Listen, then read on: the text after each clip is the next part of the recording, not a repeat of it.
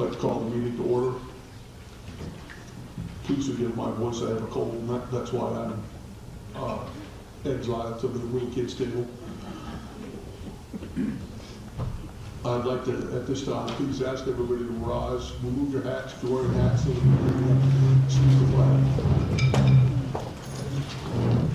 I pledge allegiance to the flag of the United States of America, and to the republic for which it stands, one nation, under God, indivisible, with liberty and justice for all. Thank you.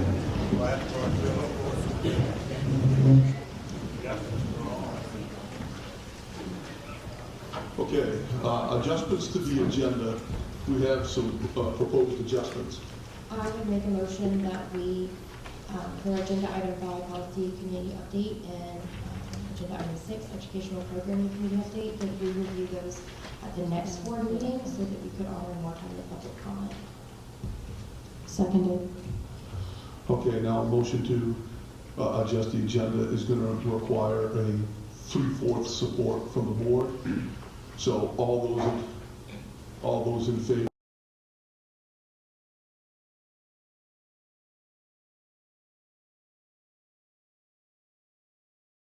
Trying to provide as much opportunity for public comment as we can and still get out of here before midnight, to postpone the policy committee update and ed programming committee update until next month's board meeting. So any further discussion on the motion? All those in favor?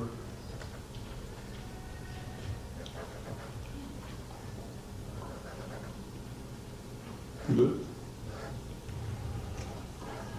Opposed? Okay. Okay, the motion carries. We'll do those next month. Okay, report from the board chair. I don't have anything at this time. Report from the superintendent.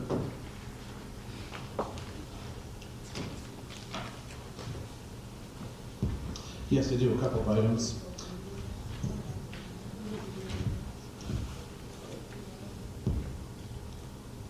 Oh, I'm sorry, I skipped right over that. My apologies. If I could have a motion with regard to the minutes from the November 4th meeting, please. I make a motion to accept the November 4th meeting minutes.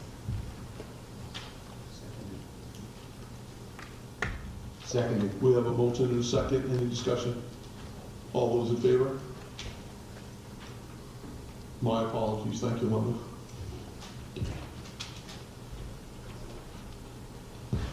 Okay, for the superintendent update, this past Saturday, our speech and debate team had a banner day at the Nutcracker Sweeps Speech and Debate Tournament down in Poland Regional High School. Following students received recognition. Rachel West placed first in the novice Lincoln Douglas debate. Miley Hanson-Well placed third in the original oratory and was the top novice speaker in this event. Kyle Wildman once again broke to the finals in the competitive event of prose reading novice, placing 6th overall. Chris Delgado was the top novice in congressional debate, despite it being his very first time trying the event. That's pretty impressive.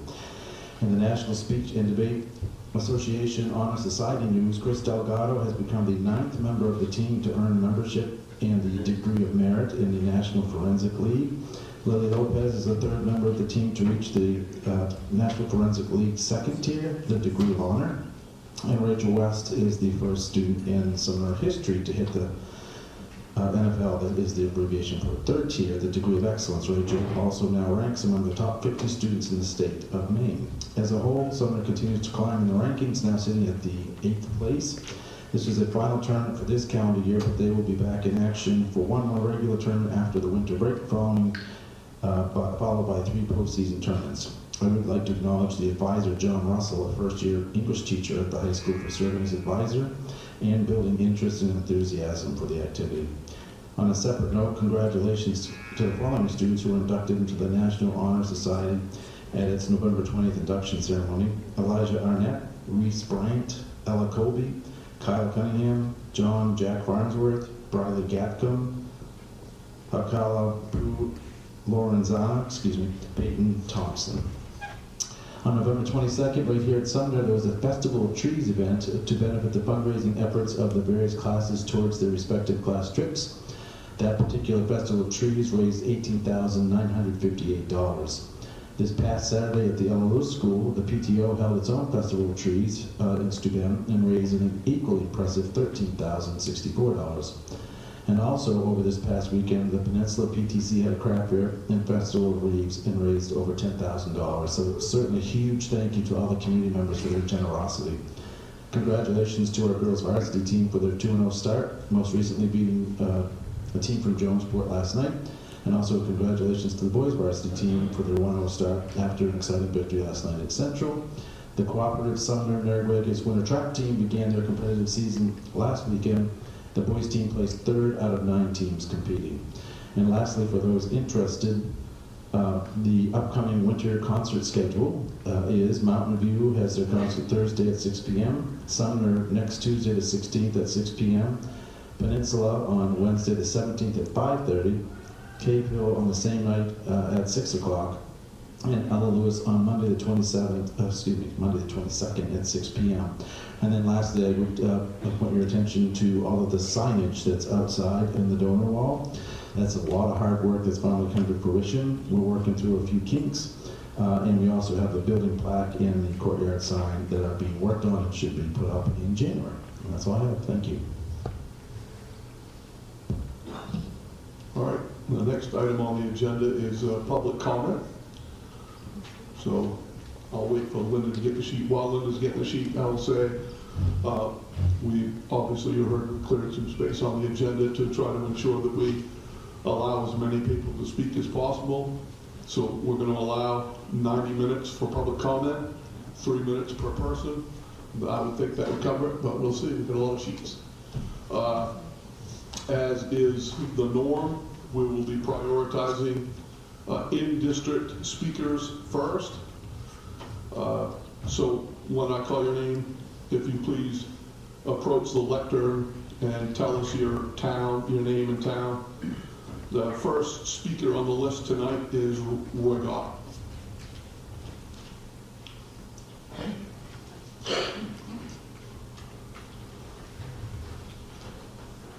Roy Gott, Franklin. I do solemnly swear that I will support the Constitution of the United States and of this state, so long as I shall continue a citizen thereof, and that I will faithfully discharge all the other duties of my office as school board member of the town according to the Constitution and the laws of this state, so help me God.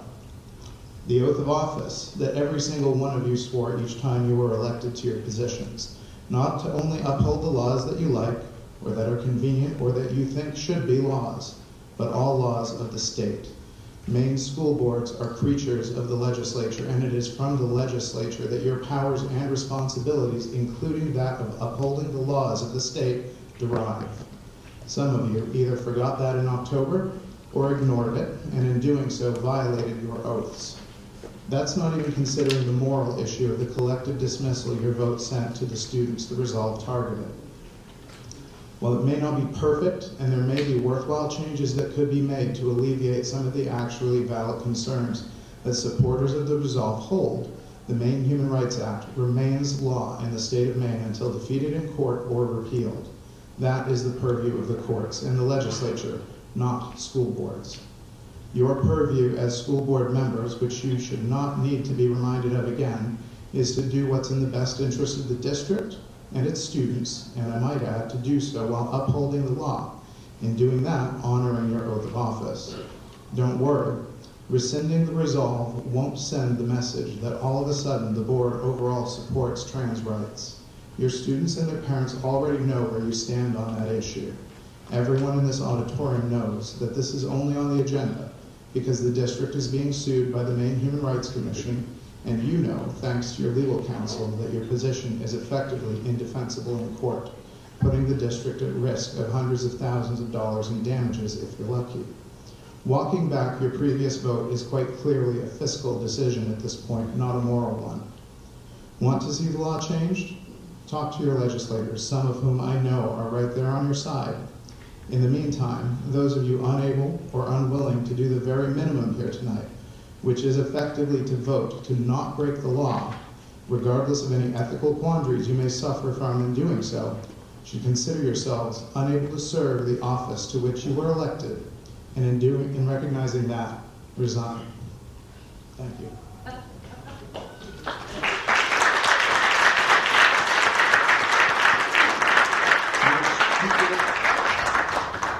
Let's try to keep the applause to a minimum, please, so we can get through this. Next speaker, Tammy Taylor from Mariahville.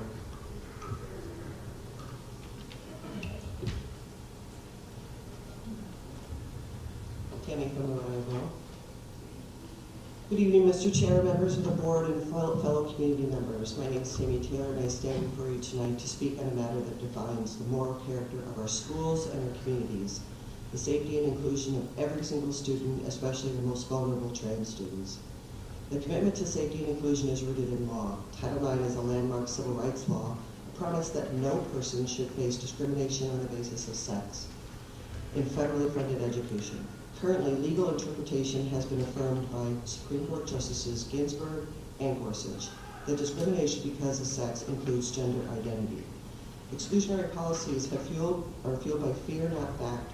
These proposals were based on zero data or evidence and were without merit that twist the facts. We must also address misinformation about verified clinical data. The study from organizations like NIH, CDC, and the Trevor Project overwhelmingly show that transgender youth are 4 times more likely to be violently victimized. This misinformation conveyed in the October 7th board meeting only serves to terrify our communities. To divisively interpret thousands of studies as biased is to lack academic integrity. It is discriminatory and bigoted, and as well as exclusionarily limiting. Advocates are in fact here to raise their voices for all students, especially our most vulnerable trans students. The twisting of this data confirms the obvious and glaring risk to these students. The vote you're about to cast suggests that the safety is a zero-sum game where to protect one group, we must exclude another. That is the most unsafe choice and a failure of leadership for all our students. It is when we ensure the safety of all most vulnerable students, we elevate the safety and dignity of all students. Protecting civil rights of all students, as affirmed by Title IX and Maine state law, to use a restroom or compete in sports, affirms that our schools respect the privacy and safety of every child. It sends a clear anti-bullying message to the entire student body. Harassment and discrimination will not be tolerated here. Public school officials have a responsibility to look past one position and see the children in their care for who they really are. Per the actual data, when a school board adopts a policy that singles them out, it is in fact institutional harm. It violates our fundamental duty as community leaders and sends a message to disregard their safety. Our resources should be spent on enriching our students, not on defending an indefensible position of the settled law. We must stand together and unite in our belief that every child deserves a safe school. For the safety of all our students, I respectfully request that this board rejects fear-induced non-settled law to vote to rescind, reject, and deny in its entirety the adoption vote of EO 14201 on October 7th.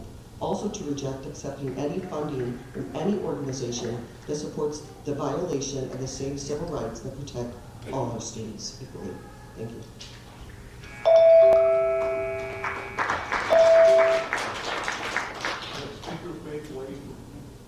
Faith Lane from Hillsborough.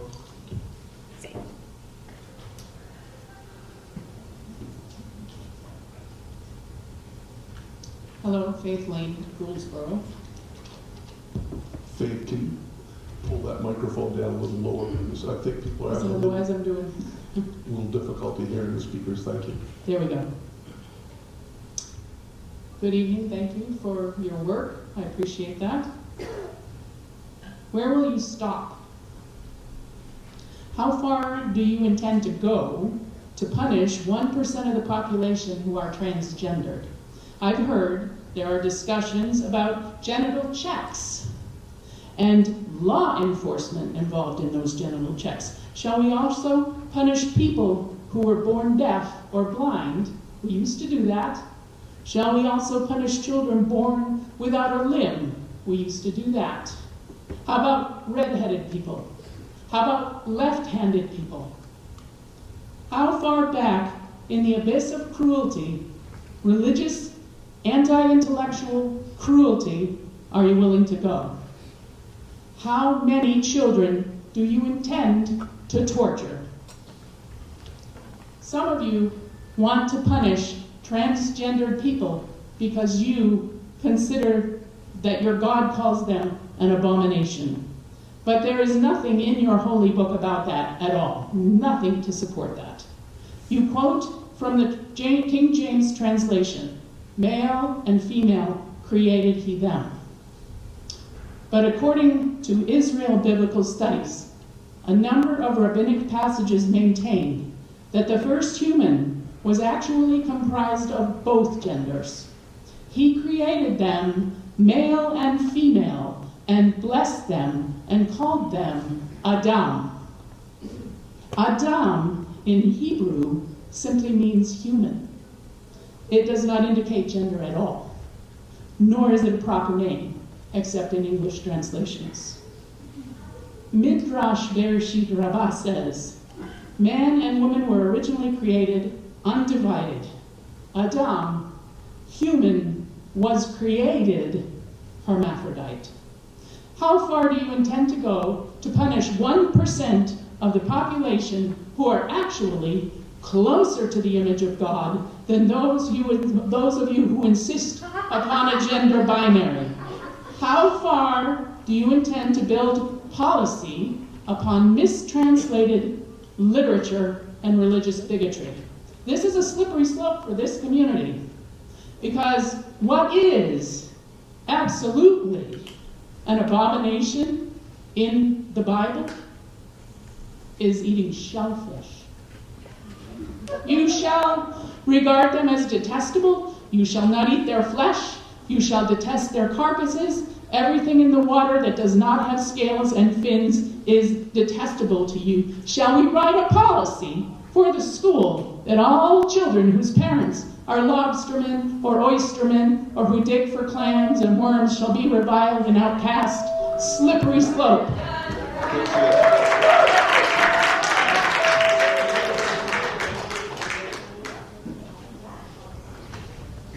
We're going to have to keep the comments and snide remarks from the audience down, or I'm going to have to ask you to leave. Give all the speakers the same respect that you would afford yourself.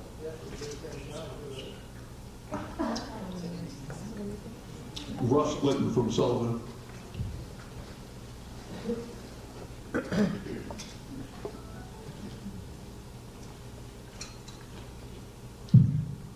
Russ Linton, Sullivan. I'm here to support rescinding. What's that? Is that better? Okay, thanks. So I've got a niece back in Oklahoma who fought to be placed on the wrestling team. Thanks to a couple of rowdy brothers, she was into jiu-jitsu and combat sports. Parents had concerns, but any concern for her safety quickly turned to worry about the pride of those boys she trounced. I don't mention this to minimize the very real problem of violence against women or to claim there's no physiological difference between a man and a woman. But a lot of this talk about protection seems less about empowering women and more about setting their limitations. Many claim concerns about modesty, but girls were stripping down to their underwear in protest at another meeting. I'm not sure how to square those things, but I get it. Life is rarely black and white, never binary. The word I hear mentioned most in this debate, bathrooms. Maybe we just need to rethink those spaces and give people the expanded privacy they seem to want. Many at the last meeting also praised Title IX. Back in the 70s, that was a major leap forward for civil rights and anti-discrimination. Now we're using it as a basis to discriminate against a fraction of the percentage of MAID's children. There may be a few dozen trans athletes out of a couple 100,000 students in Maine, and we just signed up to spend millions in legal fees specifically to target them. Meanwhile, Maine is plummeting in education rankings from 37th to 41st. Back in 2010, we were 21st. Why have people prioritized the wrong issue for so long? Trying to understand, I ran a search at Bangor Daily News for the term Maine education rankings, and it brought up like 2,458 articles. There were 2,060 for the term transgender. This is a wildly outsized amount of print for such a small group of people who just want to live their best lives. I ran the same search at Maine Wire. A search for transgender brought up 465 articles. The search for Maine education rankings, 37. And a whole lot of those were about transgender people. The other argument for this policy change often involves religion. God made men and women, I'll agree, but he made us all as individuals with the diversity provided by the billions of cells and genetic combinations and lived experiences unique to our situation. So the true test in life isn't how well you conform to some ideal. The test is how you treat those unlike yourself. I moved 2,000 miles and left behind a narrow, closed-minded community that has doomed public education. Having traveled that road most of my life, let me save you some time. It goes nowhere except another slide down in those rankings. Thank you. Suzanne G. from Hillsborough.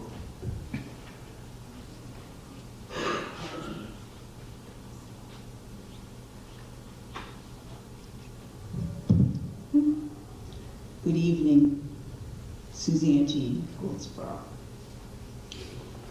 Let me begin my remarks by thanking all of you for serving on this school board. I would like to think that your willingness to serve somehow equates with a high level of care and concern for the students affected by your decisions. Coming from that premise, it is therefore hard for me to understand why most of you would vote to eliminate a policy that was put forth by students, approved unanimously at the time by the school board, and was not disrupting the learning environment. The President's Executive Order 14201, which you claim to be supporting with your vote in October, is based neither in science nor educational policy. It is, however, based on hate, targeting a specific group, in this case, transgender students, and taking away their rights to freedom of expression and self-determination is wrong and a violation of their civil rights. You have an opportunity to correct this situation by rescinding the policy adopted in October, and I urge you to do so. There is no place for hate on this board and in our schools. Thank you.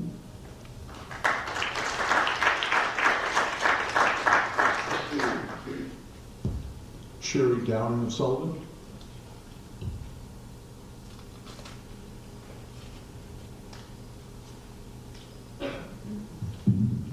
Good evening. I'm not a public speaker, and I don't plan on ever becoming one. I'm here just as a concerned citizen. I am a lifetime student of many, many things, and I think that we really need to turn around and focus on helping our community and helping our students become the best they can be. In my thoughts about reviewing what had happened and how we can correct our situation, I looked at the school board's mission and vision, and I see that it calls for an environment that supports the physical and emotional health of all students and staff, and caring and trusting relationships where differences are respected. There's so many different types of people in this world. We have to learn how to live together. We have to learn how to support each other. Otherwise, no one will thrive. I'll also refer to the RSU24's non-discrimination, equal opportunity, and affirmative action piece. And it talks about discrimination against the harassment of students because of the actual or perceived race, color, sex, sexual orientation, gender identity or expression, religion, ancestry, or national origin, or disability are prohibited. I think that we need to reconsider and rescind that policy from October. Thank you. Stacy White from Franklin.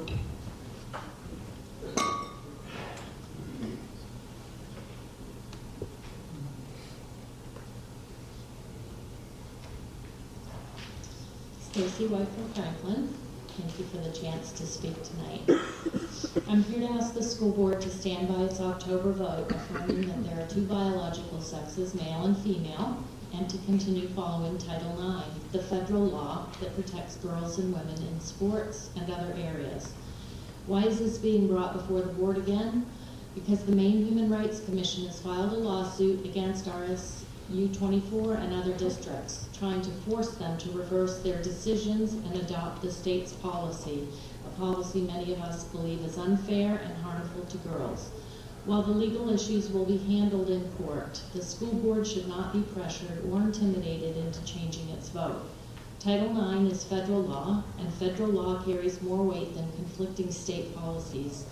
If this ultimately needs to be settled in higher courts, then that is where it should go. It's also important to say clearly that the October vote was not an act of discrimination against transgender students. Policies for transgender students do need to be discussed, but they cannot override fairness, opportunity, or safety for girls, which would violate Title IX. In closing, I urge the school board to stay firm, resist pressure from the Maine Human Rights Commission, whose members are appointed by the governor, and uphold the October vote. Please continue to represent the citizens and students who voted for you and rely on you. Thank you.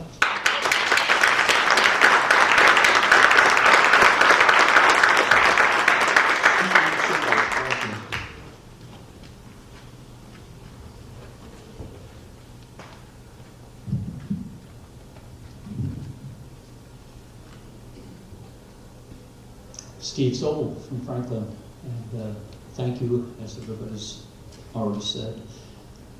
I am a father, a grandfather, and a pastor, husband obviously, in the midst of all that. I'd like to share the gospel truth with you. Our families need Jesus and the moral foundation of God's Word, or we will become victims of more and more destructive ideologies that sound sympathetic on the surface, but in reality, far from compassionate. They destroy the most vulnerable among us, our children, and even our families. Jesus calls his followers to be salt and light in a dark and decaying world.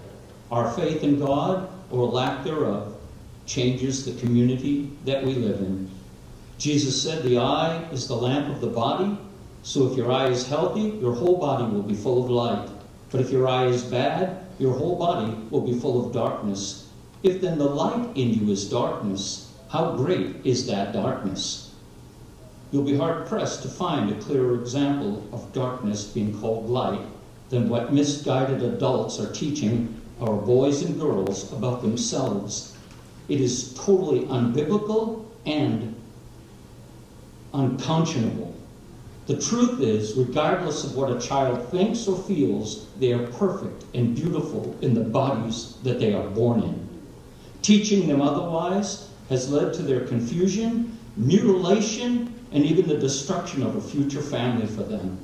And catering to this misguided, godless ideology in our school system has also spilled over into the victimization of our biological girls out on the field, where they are being demoralized and injured in competition, and into their private bathrooms and locker rooms. This is far from compassion or protection. Our families need to return to God, or we are only seeing the tip of the iceberg. Please repent and accept the gospel of Jesus Christ. If you're already a Christian, I implore you, hold fast to what is good. Be strong in the Lord. Keep fighting for the innocent and the vulnerable in our school systems. Keep praying for those who persecute you and say all kinds of evil against you. Pray for their salvation, and keep fighting for the children in Maine's educational system. The Maine Human Rights Commission, appointed by Governor Mills, is clearly undermining the human rights and safety of our biological girls. But with God's guidance and power, love and truth will prevail. Our nation is learning the hard way that love and truth are inseparable, and God is the author of both of them. If you clothe yourself in the garments of ministry and speak your own opinion into this matter, you will be judged by God, not by me. Thank you.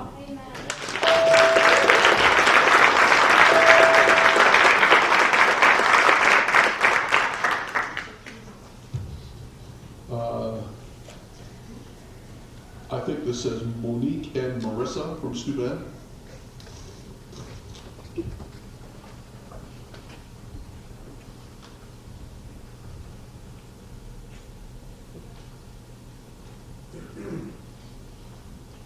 Hi, my name is Monique. This is my daughter Marissa. She's in 8th grade here, does sports.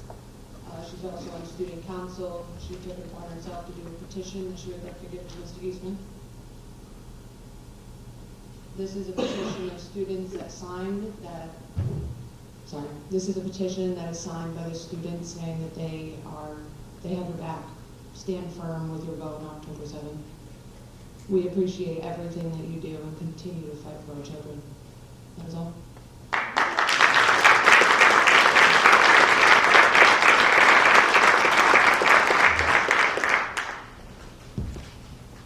Excuse me if I mispronounce this, Jerry Purvis Sullivan.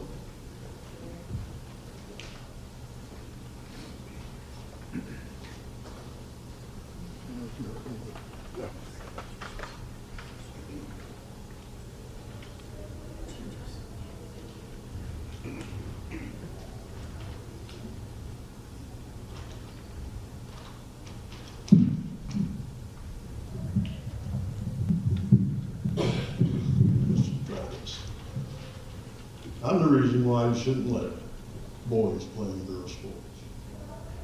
6'4", 240, you want to go? You want your daughters, whether, however you feel, playing against somebody like me, whether it be soccer, softball, basketball. You don't get to choose who your parents are. I was born in the military. I'm a Navy brat. I did 18 years and then I said, hey, I'll do it too.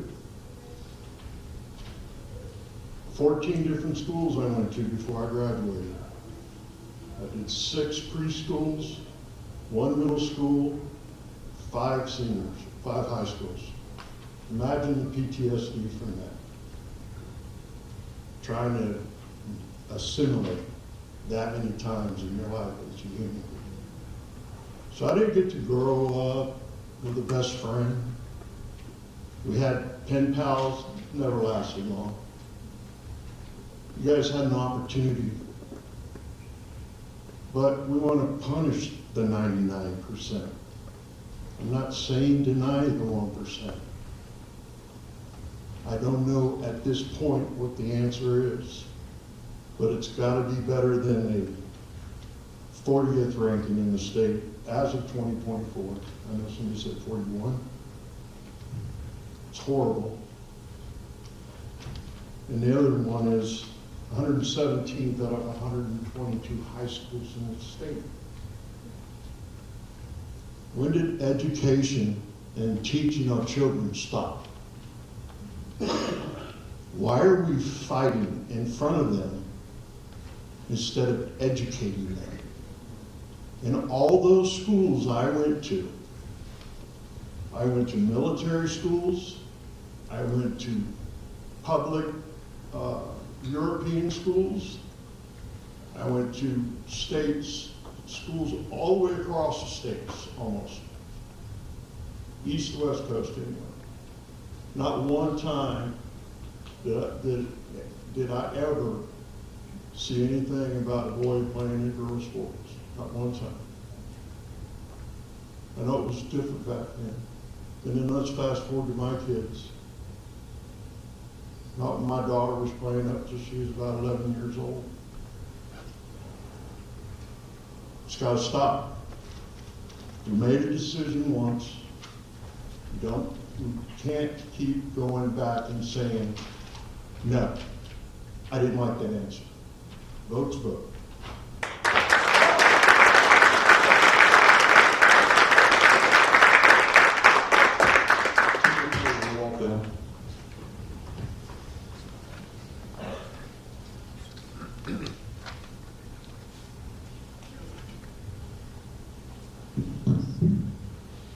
Porter from Waltham. I just want to say thank you to the board. Thank you to the board for being here and trying to protect our children. Ephesians 6 says, put on the full armor of God. As a taxpayer, I support the original resolution to support Title IX. The fear-mongering and the bullying of these school boards needs to stop. Title IX has been in existence since 1972. Do not fall for their fear tactics to stay in line. I pray for this board and all the students, and I ask this board to please follow Title IX, protect all children from child abuse, keep safe spaces for all children. Girls' sports spaces and overnight accommodations are worth the fight. Our girls deserve dignity. Thank you.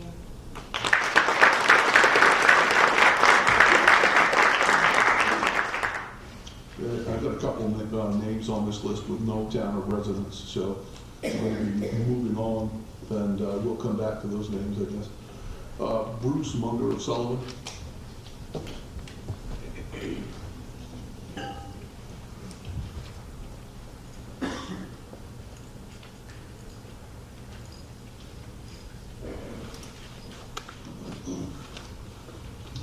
Bruce Munger, Sullivan. Two polls this year found that most Americans believe that transgender athletes should only be allowed to play on sports teams that match their sex assigned at birth. 79% the New York Times poll and 69% the Gallup poll. We understand that female sports are meant for biological females, and we should not put girls and women at risk because of pressure from activists. In a school board meeting on Thursday, last Thursday, December 4th, RSU23 voted to keep their policy despite the pending lawsuit by Maine Human Rights Commission. Also on Thursday, MSAD 52, which serves towns of Turner, Greene, and Leeds, voted to align their district policies with Title IX, and they were added to the list of schools being sued. Both districts are standing strong to protect their girls, so I hope you have the courage to do the same. Some people are reluctant to establish a policy because they don't think there's a problem here yet. If that's the case, then why do we already have policies and practice drills in case of a fire or an active shooter when we don't have that problem here yet either? An intelligent leader learns from problems that happen elsewhere and takes precautions to prevent them from happening here. Ben Franklin said an ounce of prevention is worth a pound of cure. It's better to prevent a problem than to wait for it to occur, deal with the damage, and wish you had done something to prevent it. The goal here is to protect our girls. It's not discrimination, it's not a training ban. We are not telling a transgender student that they must drink from a separate fountain, sit in the back of a bus, or go to a separate school. We're just asking you to stay in your own lane and let the girls have their own lane. If you're uncomfortable using the boys' bathroom, then please don't embarrass the girls by using your bathroom. We already have single-stall bathrooms. If this school board is afraid of a lawyer from a state agency, then just imagine what it would be like to deal with a federal lawsuit and loss of federal funding, or be confronted by an angry father after his daughter has been injured because you failed to protect her. These students can play the sport designed for biological sex or play a coded sport. We're not denying them the right to play any sport. We're not denying them any of the other classes or freedoms that they're entitled to in these schools. It's simply a matter of protecting girls' sports because that's what Title IX, in part, was designed to do. Thank you.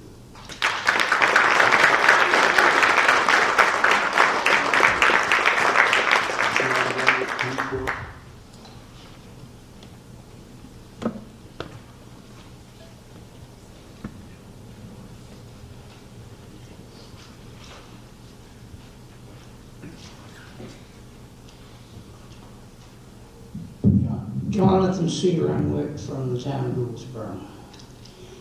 Every child is precious, male, female, or trans.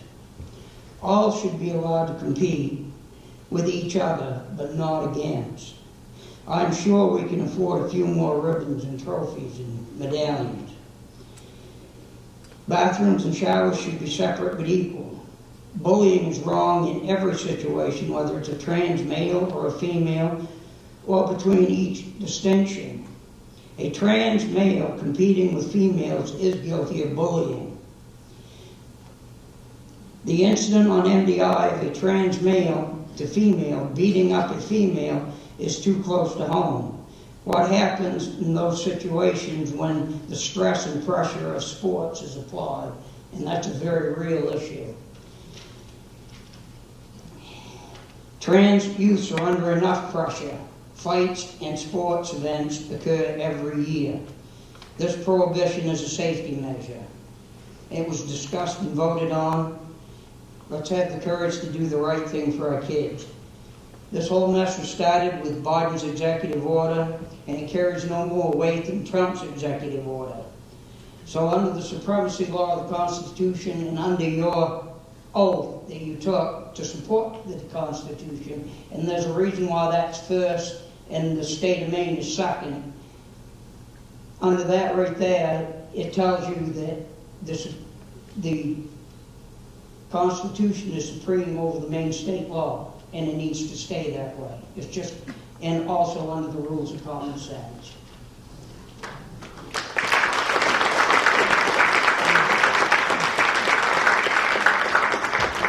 Jillian Shipman, Gouldsboro.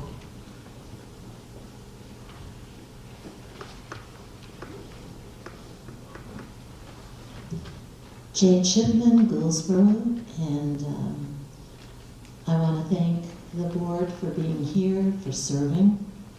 I didn't really prepare anything. I was here at the October 7th meeting, and the public comment was long. There were arguments on both sides, and I believe that the board made the right decision then. And I would ask the board to stand by that decision. There are many things I could say about this. I am not afraid of transgender. I have 2 transgender people in my family, and I love them dearly. They transitioned as adults, and so the issue of competing in girls' sports sort of wasn't part of any of that discussion. But I do think there's definitely a difference. And I'm 73 years old. I identify as 35. It does get a laugh. There are many things I'd like to be. Maybe I'd like to be a little taller. I'd like to lose some weight. I can do something about that, I think. But I don't know. I feel very strongly that we need to show love to our students, to our children, and to our community.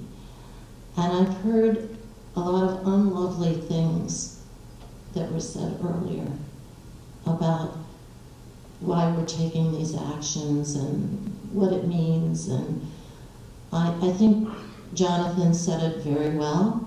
I'm glad he went ahead of me. You know, the constitutional and the supremacy of the Constitution and this title and what it was developed for and what it was done to protect. We are different, and certainly high school, junior high, I mean, it was a long time ago, but I went through it. I went through puberty, menstruation. There's a lot that girls go through that a trans would not really understand. And whether or not you become a mother or have children has nothing to do. You're in high school. Let's learn together and let's support. Thank you.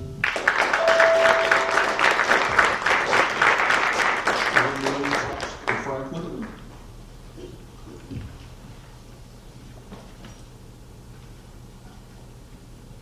Renee Trust from Franklin. Sorry. Anyway, dear RSU24 board members, I believe you were elected to represent the will of your communities. Maybe I'm wrong, but that's why I voted for my board member. And I want to thank you all for your previous votes upholding the rights of girls.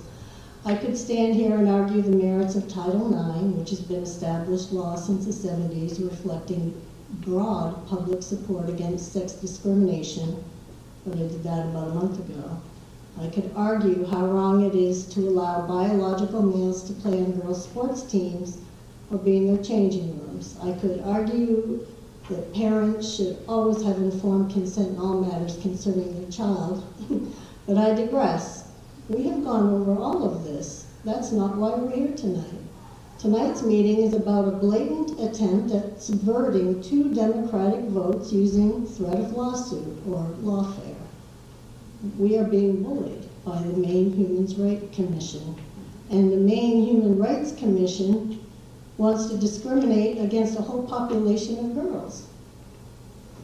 I, for one, say, bring it on. As a taxpayer of Franklin, I pay plenty of taxes for things I don't approve of, but I can say without hesitation that I am in favor of paying more taxes to fight this battle.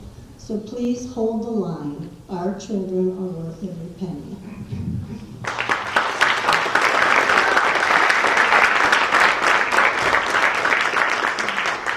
President of Steuben.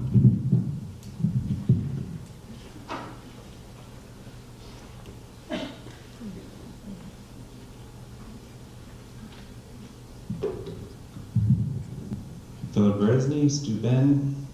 I am here to urge the school board to adhere to Maine state law and rescind the resolution to support the President's Executive Order 14201. During the recent meeting on October 7th, when the board voluntarily resolved to ban transgender students from participating on sports teams and using bathrooms aligned with their gender identities, I listened to many people speak. One of the things that most surprised me was how many people shared that they love and support their gay, lesbian, queer, or trans family members, and at the same time believe that keeping trans girls out of girls' sports locker rooms and bathrooms will make schools safer. I want to know, why do so many people believe that keeping trans girls out of girls' sports locker rooms and bathrooms will make schools safer? Many people in these meetings have shared stories about gender-based violence. Most of the stories I've heard describe violence being perpetrated against cisgender girls and women. If we are committed to making sure that schools are safe, why aren't we talking about the ongoing violence and harm that are actually present in the schools in this district? I want to know, what are the actual and specific issues that youth and families are experiencing in this school district? What actions and conversations can help respond to those actual, current challenges that youth and families are facing? What will it take to educate our community about trans and queer identities and family relationships? How will RSU24 continue to make sure that all students in this public school district have equitable access to the educational opportunities this district provides? I will continue to show up to school board meetings to advocate on behalf of trans and gender nonconforming youth and community members. For those of you who may not know, according to the results of the 2025 Maine Integrated Youth Health Survey for high school students in Down East Maine, that includes both Hancock and Washington counties, 22.7% identify as LGBTQ, and 4.6% identify as transgender. I do not believe that transgender youth are the cause of significant harm on girls' sports teams in RSU24 or perpetrators of ongoing violence against peers or adults in RSU24.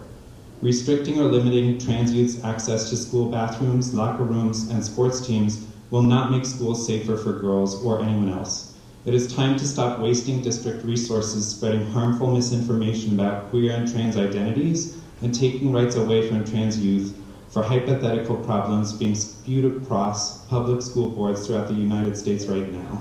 It is time to talk more about what this district is going to do to ensure that all students have the support they need to thrive in school spaces that are safe for everyone. Thank you.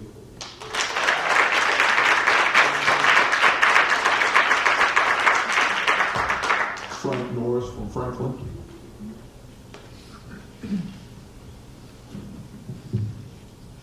Western Franklin. I've raised 4 daughters, 2 sons, all of which have benefited from playing sports. So I know that there is benefits to it. There's benefits for all of them. But, you know, back in October, you guys, after talking to your constituents, and the people that voted you in, the people that you serve, you voted. Don't be bullied. Stand your ground.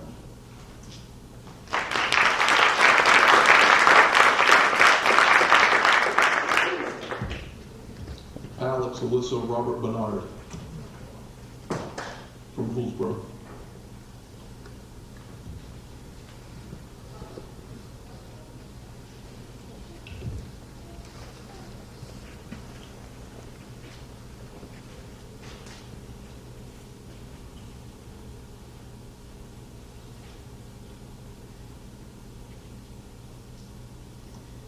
I'm Robert, this is my wife Alyssa, and my daughter Alexandria.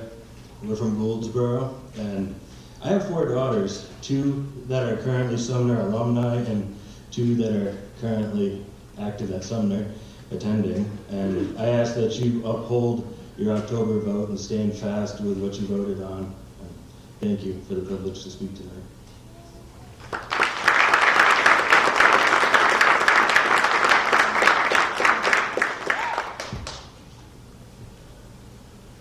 Well, all I have here is the first name, I guess, Summer from Mariahville.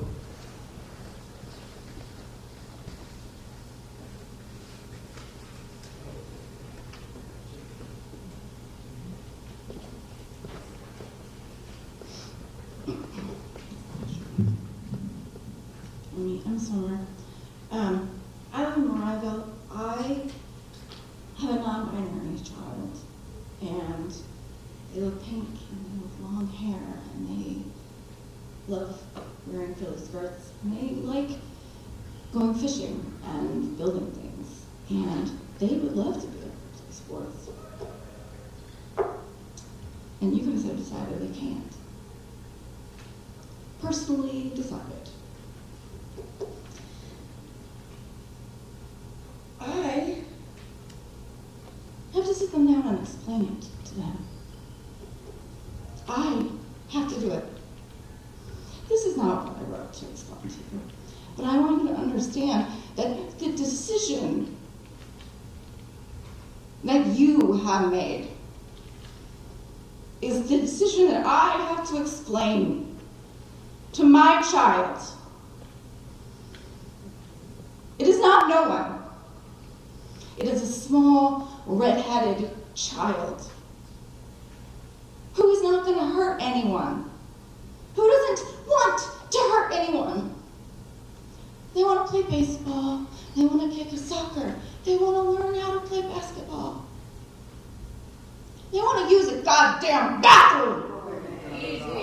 I do not understand why. I will. Excuse me, I said I would. You can stop. Oh my God. You're wasting my time. Point of order. I have to explain to them. You don't want to spend money on their education. You want to fight the state of Maine.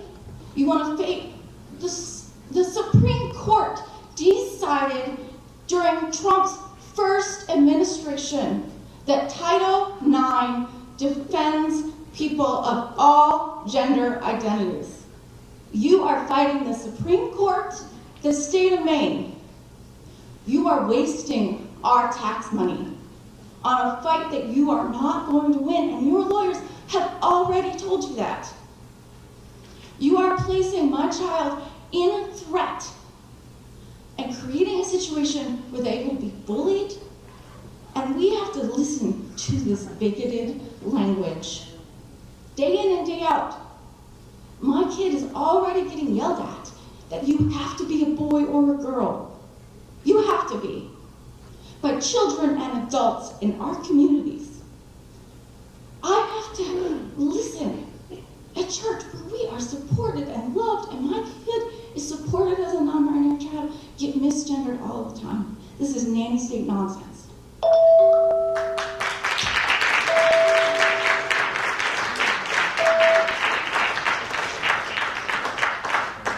Kim Horstman from Franklin.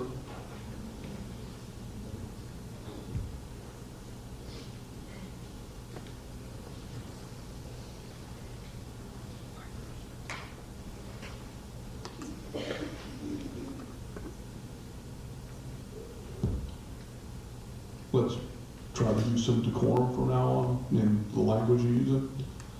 Although I would say I've sat in board meetings and heard members of this city audience use words that I think were a lot more offensive to more people than that was. So let's not cast too broad a judgment. Point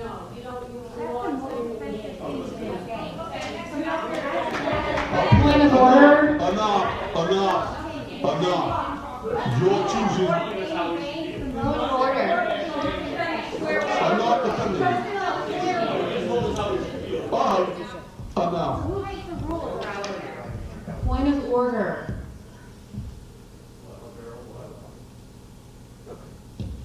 As I said, let's maintain decorum. Anytime you're ready. Thank you. My name is Kim Horstman. I live in Franklin. I'm a taxpayer. I actually pay taxes on several parcels of land. I have no children. I've never had children. I've paid a lot of money in taxes to support school systems.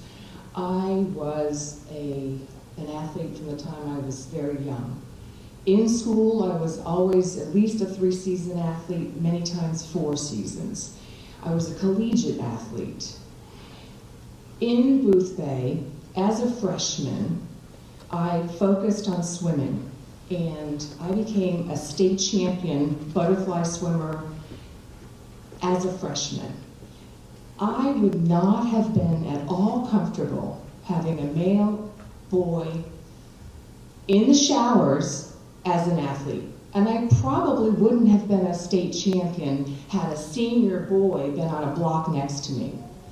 I went on to be a state champion 3 other times, and I would never have been a state champion if I had been competing against boys or men as they become, as they age. I feel very strongly about this. I know many very good points have been made about the laws and the statutes. I don't need to repeat all that. You've heard it. I was here in October when I spoke, and I appreciate all the effort that you're all putting forth in this. I would like you to stand by the vote you cast in October as you listen to the many people that spoke then. I would also like to say that I think that the fact that our school is not doing very well on a national or a state level indicates that efforts ought to be spent in education as opposed to what gender we have and what fluid genders we have. They can have a special bathroom. They can participate in sports. No one's saying they can't. They just have to stay, as someone else said, in their own lane. If you're born with certain genitalia, that's the lane you're in. Thank you.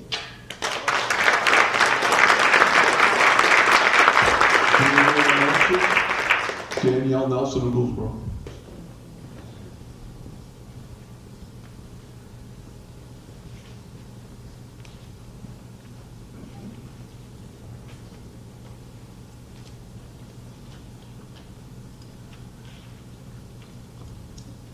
Thank you, school board. I just want to recognize you for everything that you do. My name is Danielle Nelson. I'm from Gouldsboro. I'm a mother of 2 children. I am also a children's pastor. As a mother, it is my duty to teach my children truth. As a pastor, I am held to a much higher standard. I, one day, will face judgment on every word that comes out of my mouth. When I took an oath to be a pastor, I knew that I had to be steadfast in my decisions and everything that I say and do. Therefore, I stand behind the board's decision, but as a former athlete, I want to recognize the importance of women's sports. I played soccer, I played softball, I did track, I was an All-American cheerleader, DAC All-Stars. Needless to say, I've been involved in sports. I'm also a coach locally for the rec team, which I absolutely love the children. As I stated in my last meeting, for those that didn't hear it, there is a major difference between male and female, even at the 3rd to 5th grade level. I see that as a local coach. But when we blur the lines in sports categories based on sex, we risk undermining the very purpose of women's sports and what women have fought centuries for. We've seen instances where biological males competing as females gain unfair advantages, potentially displacing female athletes from podiums, scholarships, and championship opportunities. This isn't about excluding anyone. It's about preserving the integrity of the biologically born women's sports category, ensuring that the hard work of our daughters, sisters, teammates is not overshadowed. Supporting policies that maintain 2 gender categories doesn't mean being anti-trans, but for the support traditionally competitive sports, separating biological sex ensures that biologically born girls have the best chance to succeed, build confidence, and develop their athletic skills in a fair environment. My husband and I are here tonight. We were here on October 7th when the school board voted. We agree that the school board's decision, and we are asking that you stand firm on your decision that you already made. Thank you.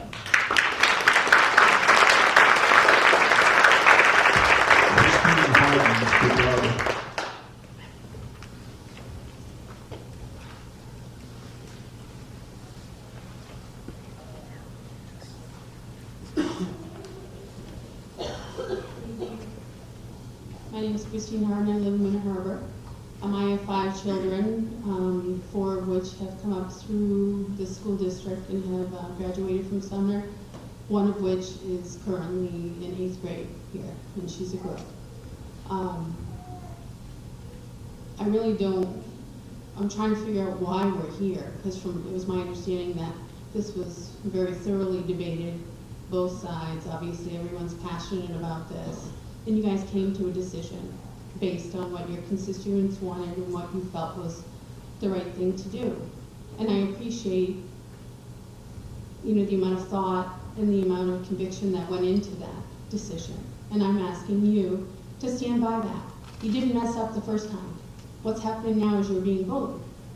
And speaking to, boys taking part in girls' sports, to me it's not boy versus girl or trans versus straight. It's trying to protect all students and all children. Why is it okay for a girl, like the other woman that spoke, that dedicates their life to a sport, to be displaced? Let's talk about challenges that all students face, not just trans. Challenges that teenage girls face, and their bodies changing, and trying to develop their confidence. And sports, as we know, is a way that a lot of children do that. I have not heard one person in this auditorium say that they're not in favor of trans students being able to participate in sports. It's just, I agree, stay in your lane. I have children that are boxed, right? Would it be fair for a 128-pound male boxer to box against a 240-pound male boxer? No, it wouldn't be fair. It wouldn't be a good contest. That's all anyone here is saying, is just make it fair. No one's saying don't participate in sports. No one's saying you can't use a bathroom. Let's just make it make sense. That's all. So I appreciate you guys having the courage to do what you did. I encourage you to stand by that and do what's right. Thank you.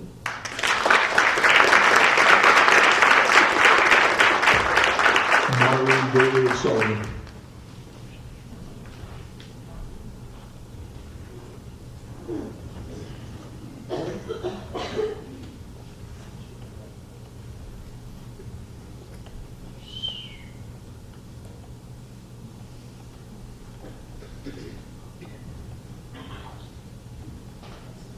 Marlene Daly Sullivan. I gave a biology lesson last time in October 7th. There are only two sexes. You cannot change your sex no matter what you do because your sex is determined by your DNA.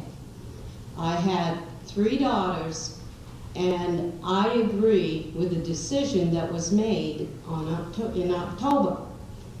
I do not believe that this board is even supporting reconsidering that decision just because the bullying that is taking place. I thought at Sumner High School you have a non-bullying policy. Now you're holding this meeting and trying to bully the board into doing what is wrong. Title IX is from the federal government. Title IX is from the United States of America. Maine is only part of the United States of America. Therefore, they cannot override what the federal government puts down.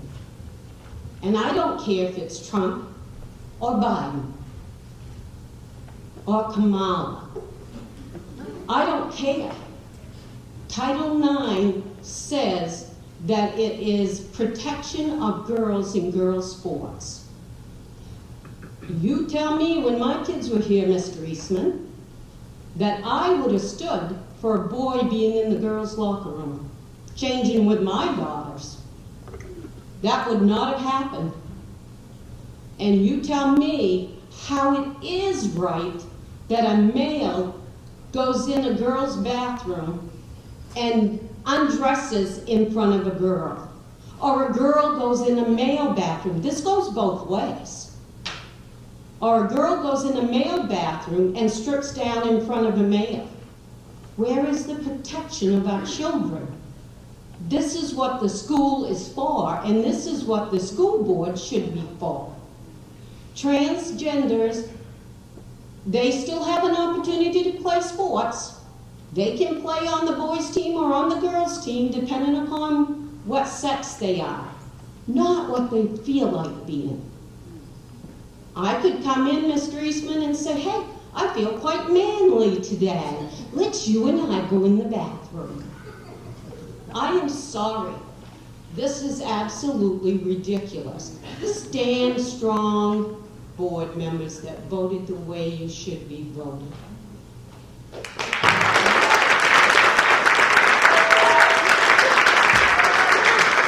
Charles Kelly, student.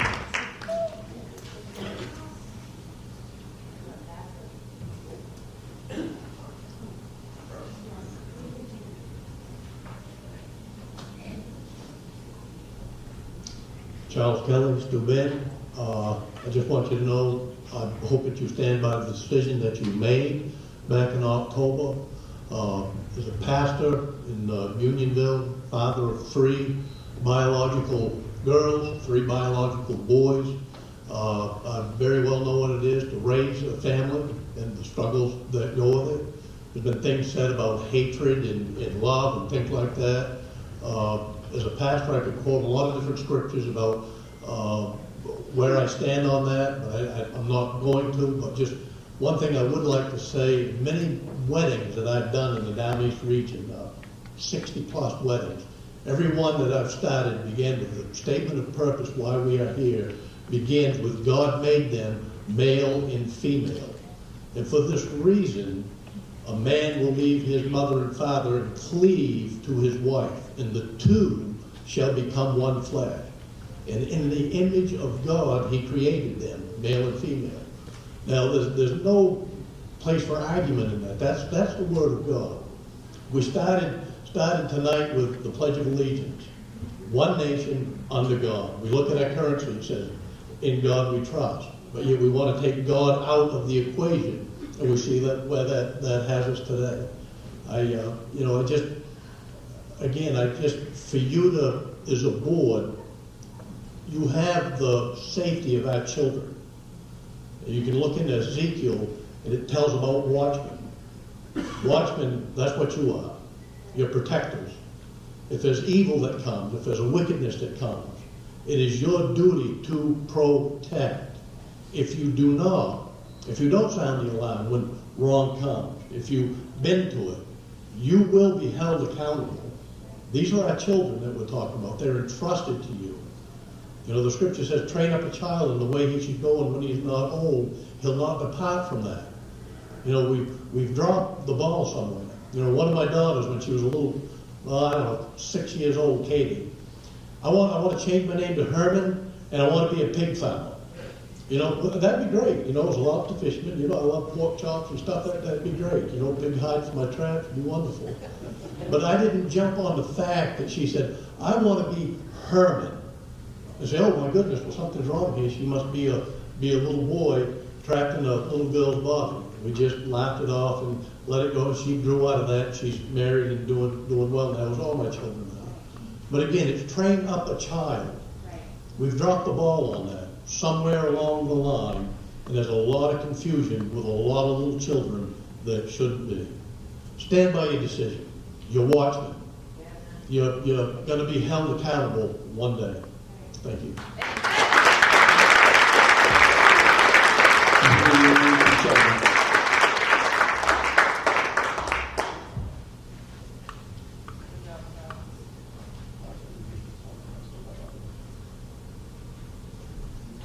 Probably everybody knows me. I've probably been in your shit a time or two. Oh, sorry, I ain't supposed to say that. Poop a time or two. Sorry about that. Yeah, we know. But anyways, I've had 11 kids. Well, I haven't. Of course, we know that I can't because I'm not a girl. But I guess what I'm saying is I think I got a pretty good, reasonable way of knowing how kids are. All of my kids have all been great athletes. I mean, I haven't had one yet that isn't an incredible athlete. But the difference between a boy and a girl is like amazing. You can't even justify it. I mean, Sierra, for instance, one of my daughters, as probably everybody in here has seen her play or something, significant player, great player. My son, good basketball player, but he wasn't the outstanding, above the law. He wasn't the one that made varsity or freshman year in Ellsworth, great big huge school. But when they played basketball at night, do you think there was even a competition between the two? No. Nick would smoke her every night. And she was burning up all of the girls. And then when Ellsworth played Sumner, it was an annihilation. Ellsworth girls against Sumner girls. And you're talking about a Sumner boy that was just one of the players. He wasn't even in Ellsworth, but he annihilated her. You know, and out of these girls, I couldn't imagine my girl ever going into a shower and some guy comes in and says, it's all right, some of you guys run on a false presentation. You told a lot of the town that you would not for this. You wouldn't want your mother to go to the bathroom and have me watch her take a piss. You wouldn't want that. But now you sit up there with a different decision than you told the people. Some people are very like, what? No, he doesn't believe that way when I'm talking on the phone with him. Well, his daughter thinks, well, where do you think his daughter got that idea? By the education that we're promoting. Did you tell her that? No, you did not tell her that. But it's the education that we're allowing to soak into her head is where she's getting these bad thoughts. Would you ever hit a woman? Think about that for all you men. If you're a man, you would not hit a woman. You would never do that. Why is that? Because it would be a slaughter. I've been with a lot of wild and crazy women, and I've enjoyed a lot of times of it. They've thrown some stuff at me.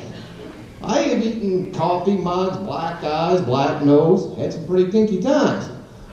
But at the same time, I would never, I might slap them on the butt. Hey, but at never any time I would ever hit them back, no matter what they throw at me for a weapon or anything else, because I'm a man, she is a woman. All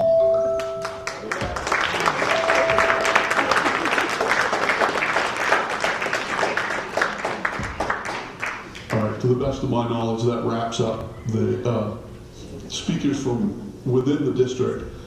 I'm going to start back at I have two names here that have no place of residence, so I don't know if they're from in district or not, but Nicholas Blanchard.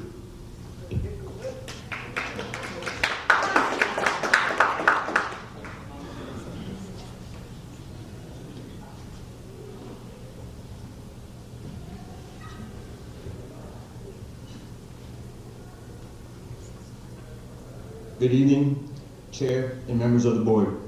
Thank you for allowing me to speak tonight. First, I want to sincerely thank you for standing up for the young women in this community and for setting an example for the rest of the state of Maine, including our capital, which seems to unable to get this issue right.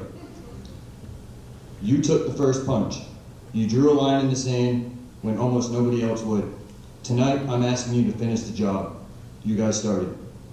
If I were sitting in one of those seats, I would put on the full armor of God, look Governor Janet Mills in the face and the Human Rights Commission dead in the eye, and tell them loud and clear, take your lawsuit, roll it up tight, and use it for toilet paper the next time you need to go to the bathroom.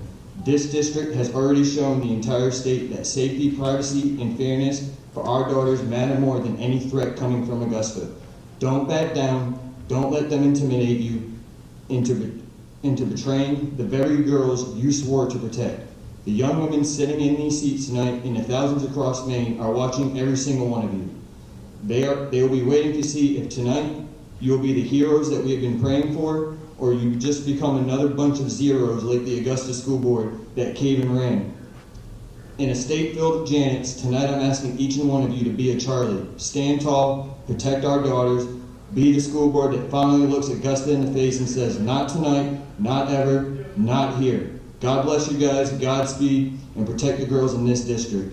Thank you. I'll say a little bit of time here. So, one thing I want to just bring up, I heard another speaker that, said that it's a 1%. There's like 1%, right? Are we not forgetting last year that there is a male dominating in track and field that has taken away scholarships from the young women in this state? This male, before last year, competed as a male and couldn't even get in the top 10. Turns around and says he's a female, competes, and now he's a state champion. If you had a daughter, how do you look your daughter in the face every morning that woke up every morning and practiced? You don't become a state champion overnight. That doesn't happen. So they worked their entire school career, get to high school, to get beat by a boy that couldn't win as a boy. How is that fair? It's not. And I will say the one thing that nobody else will say here tonight. There's no such thing as a trans kid, okay? That's abuse, all right? What he said, where these kids are getting these ideas is in our school system. Many of you guys have brought up tonight the failing test scores in all throughout Maine.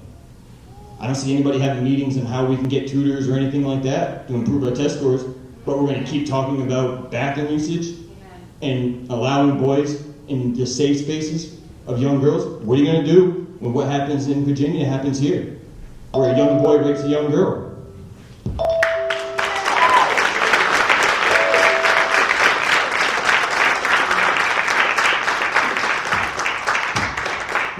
I'm having a little difficulty reading this last name, but I think it says Matthias Kamen.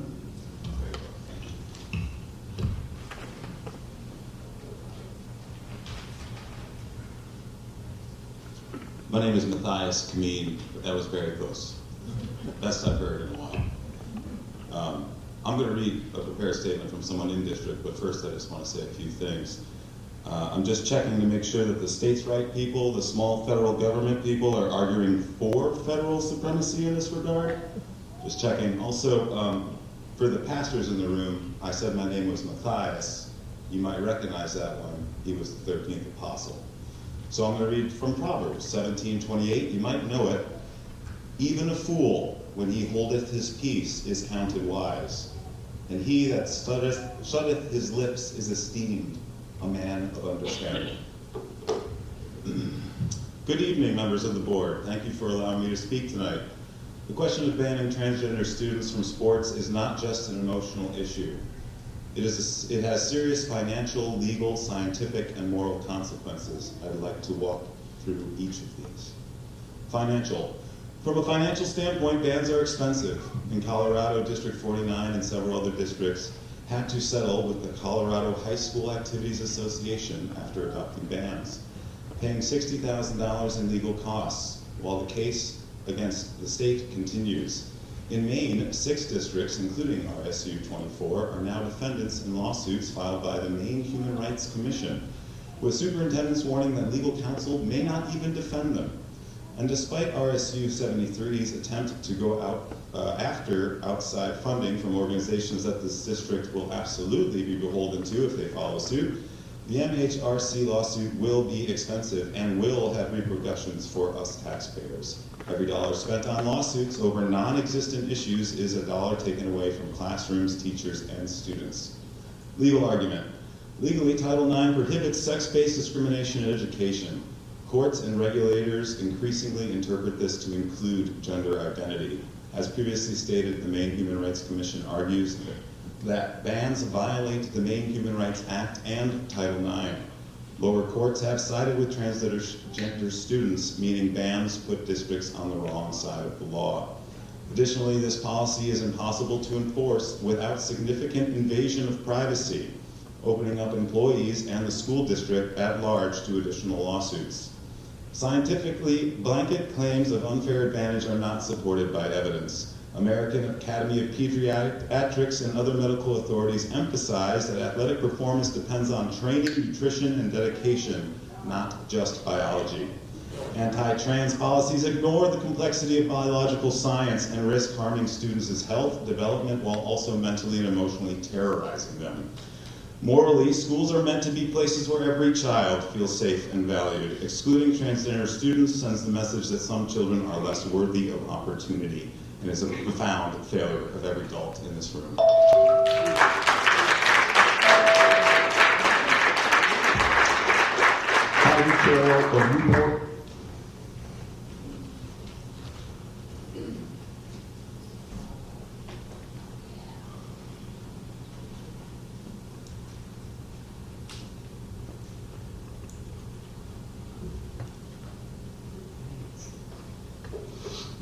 Thank you so much for your time. First of all, I just want to say thank you, everybody, for being here. And Heavenly Father, forgive them, for they know not. And to the person who is defending a curse against the Lord, I'll be praying for you. God created mankind in his own image. In the image of God, he created them, made male and female, he created them. Genesis 1:27.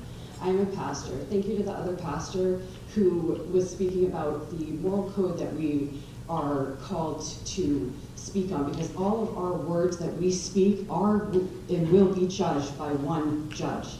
Your Supreme Courts hold no power over the God that will judge you upon your last breath. I will repeat that. You will be judged by one. It's not any court system. It is your Lord and Savior. I went to school at Blue Hill. I was a 2-time state champion. I got a college scholarship to play softball. If there had been males in that picture at that time, it wouldn't have happened. Do you understand that you are voting on things that will affect your grandchildren, your great-grandchildren, your great-great-grandchildren? Let's go. You are being held accountable to something higher than you're seeing here today. Lord have mercy, for they know not.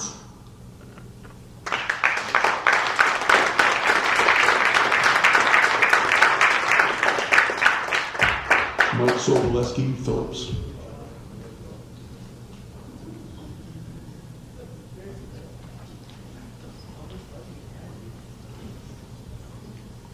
Before I begin, I provided each of you with a copy of my comments. My reference materials are listed on the back. I'm State Representative Mike Soboleski, and I'm pleased to report Maine is moving in the right direction. School districts are realigning athletic and instructional policies with federal Title IX standards and refocusing on core academics. As Maine's aid have taken meaningful steps to align with federal law, including Falmouth, Spruce Mountain, Hodgson, Baileyville, Turner, Sebattis. These steps promote fairness and safety and protect every student's privacy and educational success. It's important to understand Title IX in the Biden and Trump executive orders.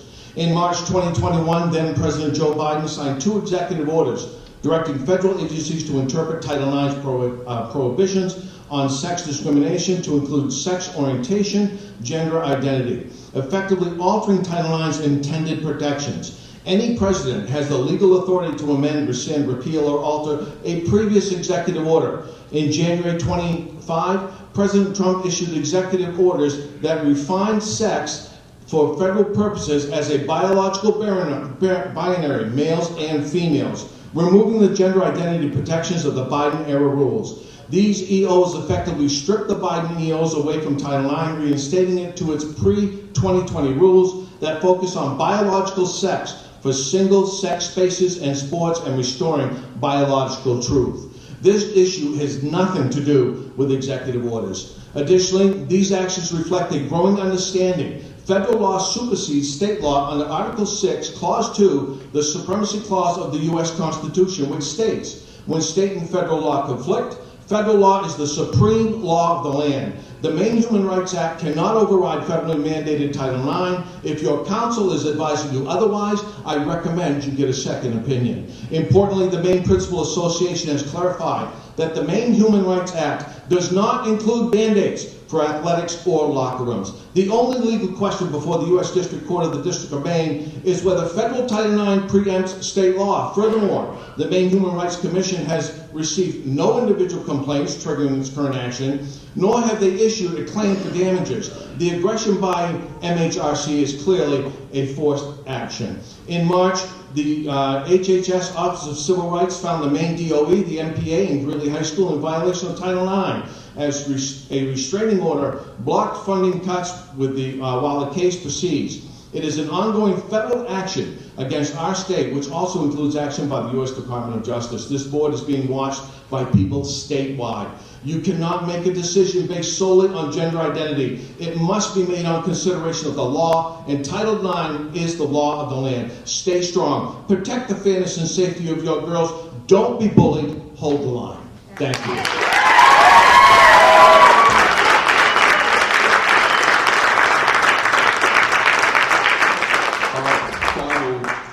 Public speaker of the evening, Crystal Burke from Hancock.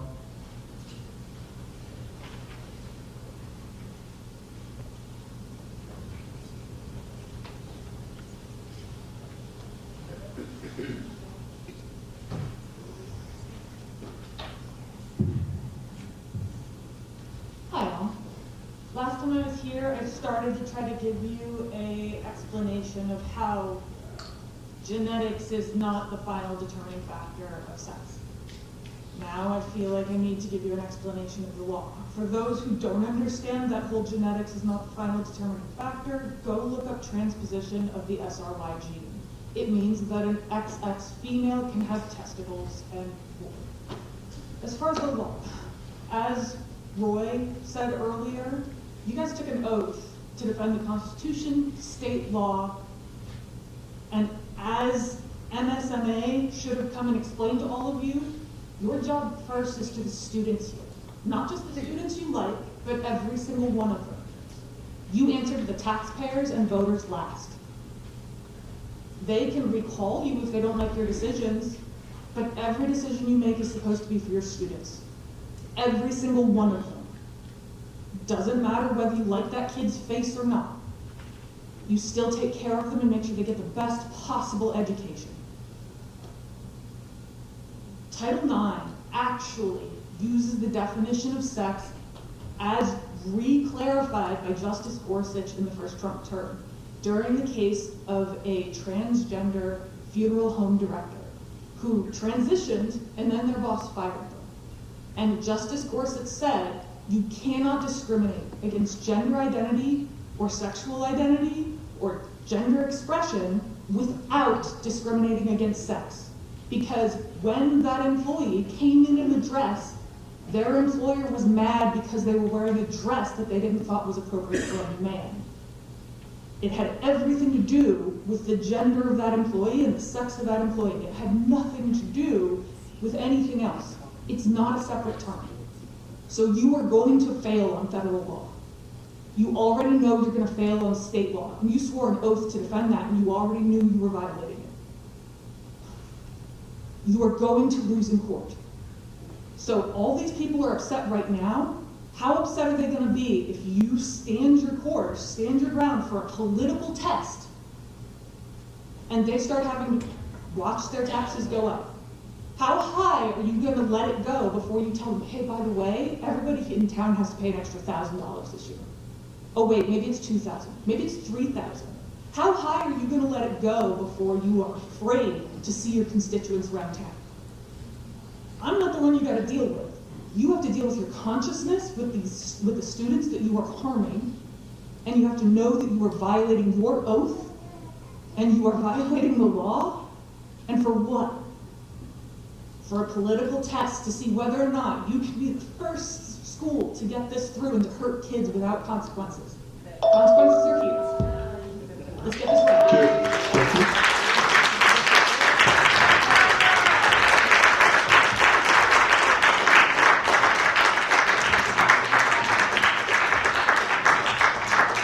That takes care of public comment.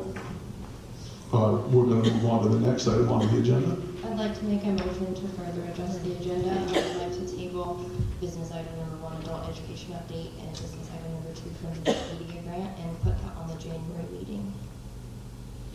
Do we have a second to that motion? Second.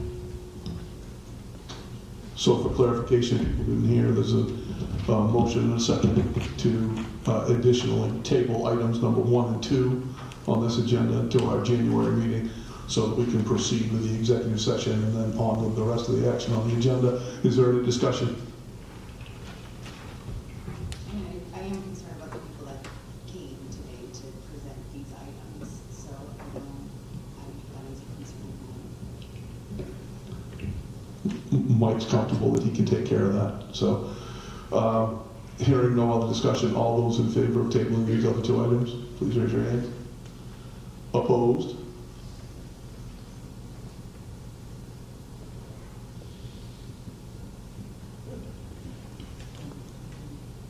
We've got it, but it's enough to pass, right? Yeah. Okay, so the motion passes. We will table items number 1 and number 2. Before we move to executive session, however, we've been sitting here for an hour and a half, so I'm going to call a, can we get it done in less than 5 minutes? A recess? Okay.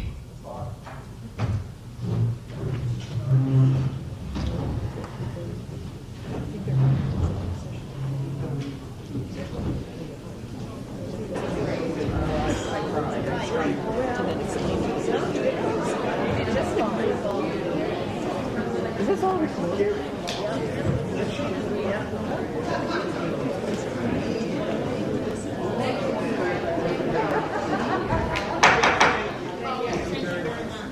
Okay, next item on the agenda is an executive session. I make a motion that we enter executive session, consultation with legal counsel pursuant to 1 RSA 405.6E. Second. All those in favor? I make a motion to amend the executive session to include attorneys Jack Baldacci and Bill Bach and exclude Drummond and Woodson from the executive session. Seconded.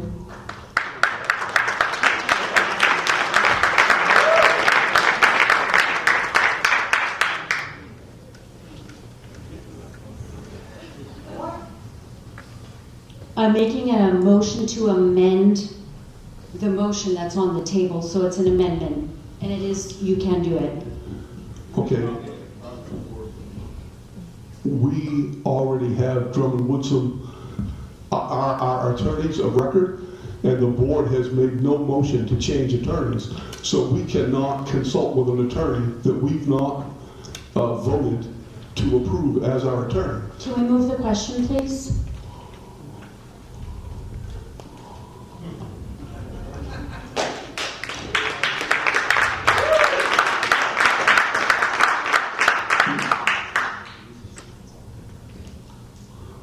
I don't even have a second to move the question, so that's not really. I seconded this motion. I accept the amendment to my motion. Go ahead, Ashley. This is feeling very reminiscent of the October 7th meeting, and it's not fair to the rest of the board members that there's other legal counsel that we're asking to go into our executive session. I mean, again, out of respect for all of the other board members, these things should have been brought to our attention before tonight's meeting.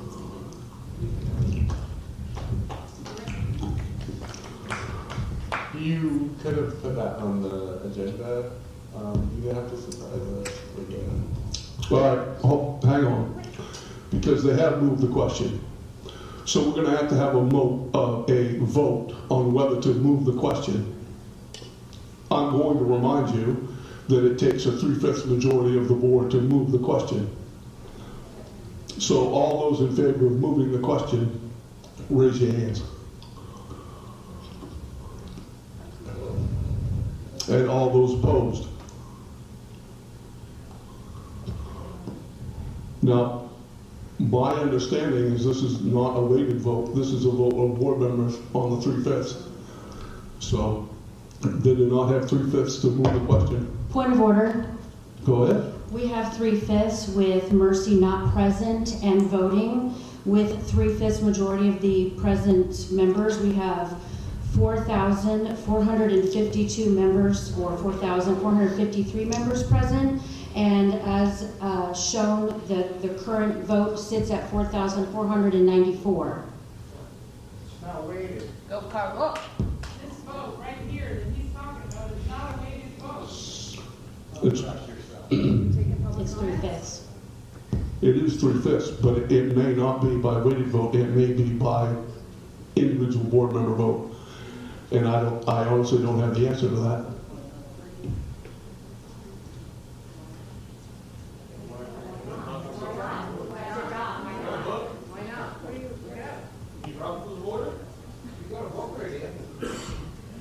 Somebody got Robert's Rules of Order? Yeah, I'll take it. We have that.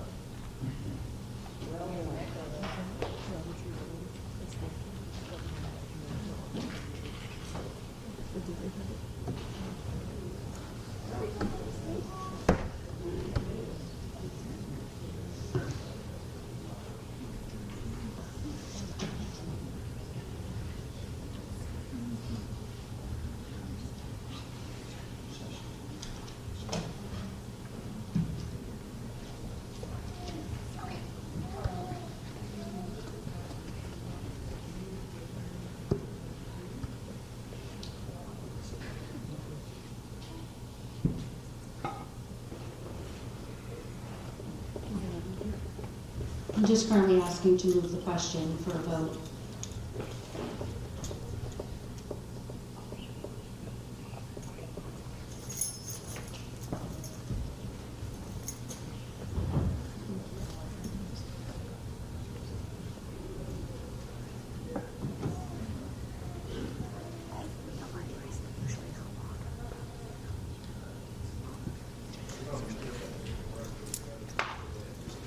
May I ask for some clarity?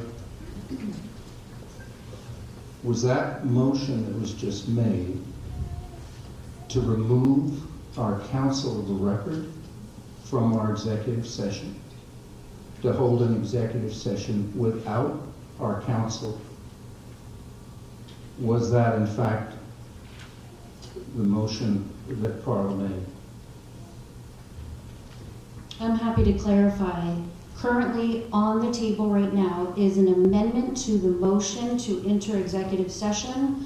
And I'll repeat that I am making a motion to amend the executive session to include attorneys Jack Baldacci and Bill Bach and exclude Drummond and Woodsum from the executive session.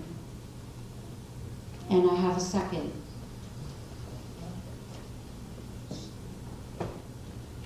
So let me get this straight.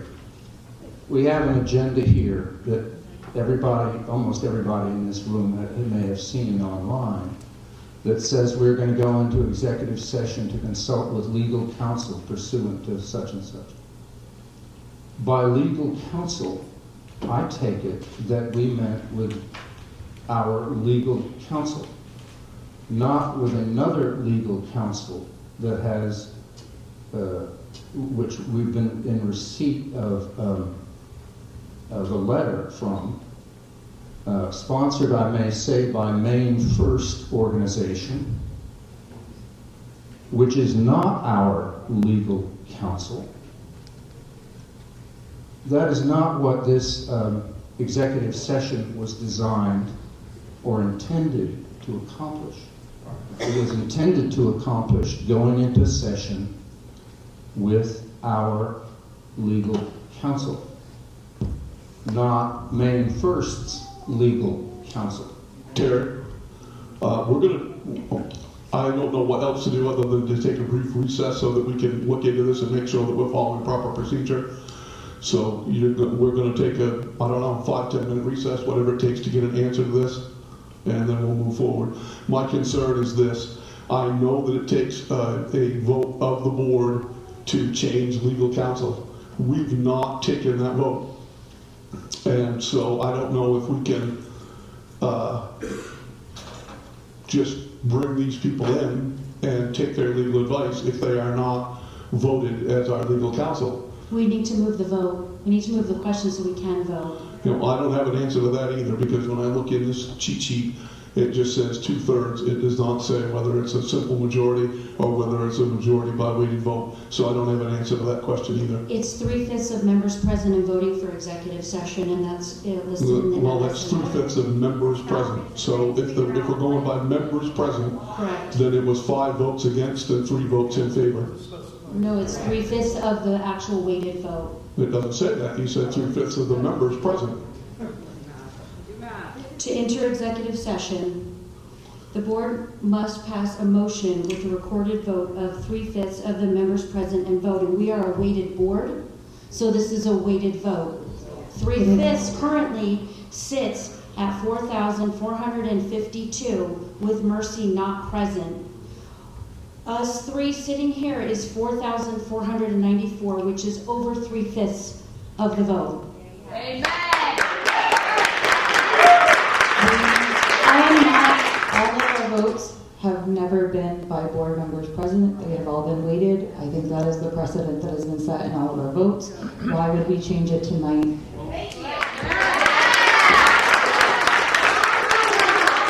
the reason is that isn't the precedent that has been set by past votes. Because historically, not the last time this happened, the last time it was a clearly majority. But early on in the beginnings of this RSU, we had a number of occasions where this exact thing happened. And in those cases, the board was taken by individual board members.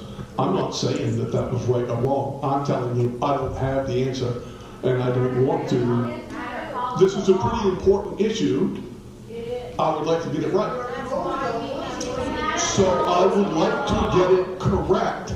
We certainly don't want to do something here that later on comes under further legal scrutiny, right? If we're going to make this vote, all right, well, I'm not going to debate with the audience. We may need to make a decision here. So I am suggesting that we take a 5 to 10 minute recess so that we can get some information on which is the correct course of action. Where will we be getting this information from? I agree with you. I can't hear you, Katie. I agree with you. Point of order, guys. Where will we be getting this information from? Our attorney. I'm not making the amendment to exclude Drummond and Woodsum forever, but just for this executive session where we're going to be talking about a very important lawsuit that we're facing. And that is a weighted vote. Majority enters executive session. I only have a motion to amend it, and that is a weighted vote.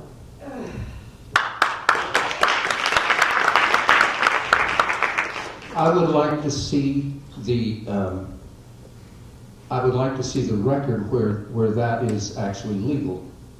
To have a weighted vote on an issue like this, on an item that was on the agenda, listed as our legal counsel.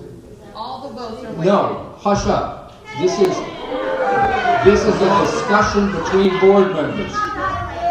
If we can't talk to you like that, we can't talk to you. Yes, actually we can. Listen to me, please. The time for public comment has passed. The board is trying to have a discussion. We cannot have the discussion if there's too much noise from the audience. If we can't ask you to quietly sit and listen to the deliberations of the board, I'm going to have to ask you to leave. I don't want to do that. Are you going to say it again? Are you allowed to talk to us like that? No, I told him I wrapped the gavel for him too. Just let him talk. They're trying to get it worked out. We've done the math 5 times. It's a weighted vote. Point of order. getting ridiculous, guys. We can't get through our business because of the comments coming from you. Then you guys need to figure that out. Do the math, End it. Ashley. We Please need to do figure the it out. math, End Ashley. it. Folks, they're trying to do that. If you keep interrupting them, it's only going to delay that process. So let them do what they need to do. Let them have the discussion, and just be I'm quiet. going to take a 10-minute recess if we get an answer. Thank you, Jeff. Lord have mercy on your soul, Ashley.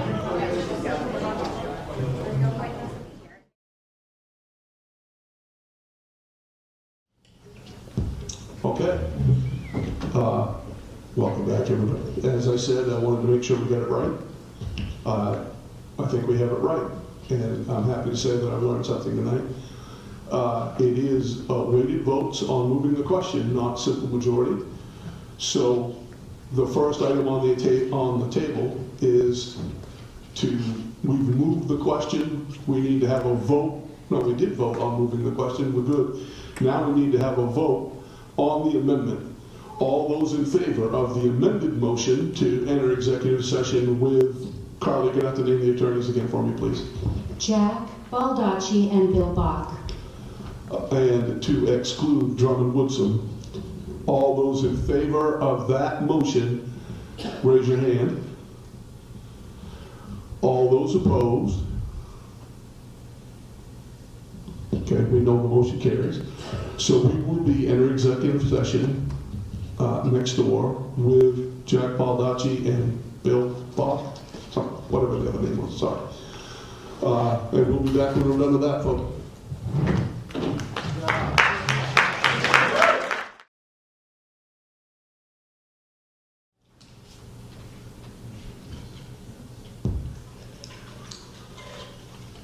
First, let me thank everybody for your patience. I know that was probably, well, I don't know if it was less enjoyable for you than us, but nonetheless.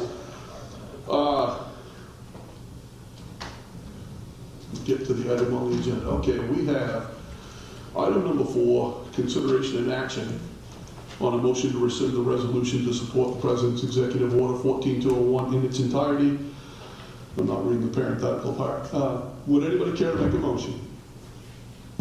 I make a motion that we vote on rescinding the resolution to support the President's Executive Order 14201 in its entirety, adopted as item G.1 at approximately 8 p.m. during the meeting held on October 7, 2025. Do I have a second to the motion? Second. Okay, discussion on the motion. All right, I'm going before anybody jumps the gun here. Last time I didn't get an opportunity, so that's the things that I'm going to say. And many of my questions were answered in that thing, in the session with the attorneys. I have some concerns in general with the way that this resolution is written, because I do think that whether the intent is there or not, this will definitely do harm to a small number of our students who are trans, and it's been my intent the entire time I've been doing this to avoid harming individuals if at all possible. The key to this, though, for me, comes down to what I said, I don't know, back in August maybe. I don't believe it is the job of school boards to make law or to interpret law. It's the job of the legislature to make it. It's the job of courts to interpret it. It's the job of school boards to enact policies in compliance with the law. Now, clearly, in this particular case, there's question as to what the law is. And ultimately, that's going to play out in court, irrespective of what happens here tonight. But we have been put in this situation because, and there were people here tonight who said, an ounce of prevention is worth a pound of cure, and that's 100% true. But we have essentially created a problem where there was no problem before, because this was not an issue in our schools. We had no students who were being negatively impacted by the policies that were in place, which, by the way, this board did not we didn't enact a policy that said, hey, we're going to let biological boys into the girls' locker room or the girls' bathroom. We didn't enact that policy. The state of Maine enacted that law. Our actions have been in compliance with state law as was dictated to us. And a real problem that I have with this entire situation is the fact that this has been state law since 2012. And we've had a number of Republican lawmakers come in and out of the various meetings we've had here since August regarding issues surrounding this. And not one of them has given any satisfactory explanation as to why, in the 13 years since this was adopted, there's been no attempt to overturn this law, and all of the onus to try to protect girls or protect young students or whatever has been placed on school boards. Why have lawmakers not made an attempt to stop this prior to now? And why has it only become an issue in the last 2 or 3 years? I think it's patently unfair that local school districts are faced with a decision where we are going to pay money, taxpayer money, one way or another, to try to get an accurate determination of what the law is, because the federal government, the state government can't seem to get their ducks in a row. So I have a problem with that, because as you all know, those of you that pay taxes, money does not come easy in these communities. It is a very difficult thing to run a school district in rural Maine where there's an extreme shortage of teachers when you live in a district that does not necessarily appeal to young people. You know, and if you're 24 years old and you're getting out of college and you want to get a teaching job, coming and living in Franklin or Winter Harbor or Sorrento, not quite the same thing as living in Portland, where you might be able to go out to a club once in a while and meet somebody, an eligible single. It's difficult for us to find people. It's difficult for us to recruit and retain people. And part of the manner in which we try to do that is by providing competitive salaries and providing a quality work environment.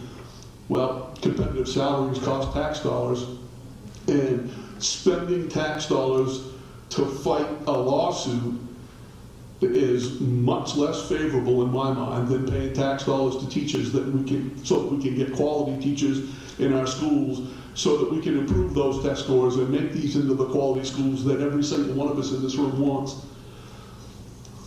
I know how this vote's going to go tonight. Everybody in this room knows how this vote's going to go tonight.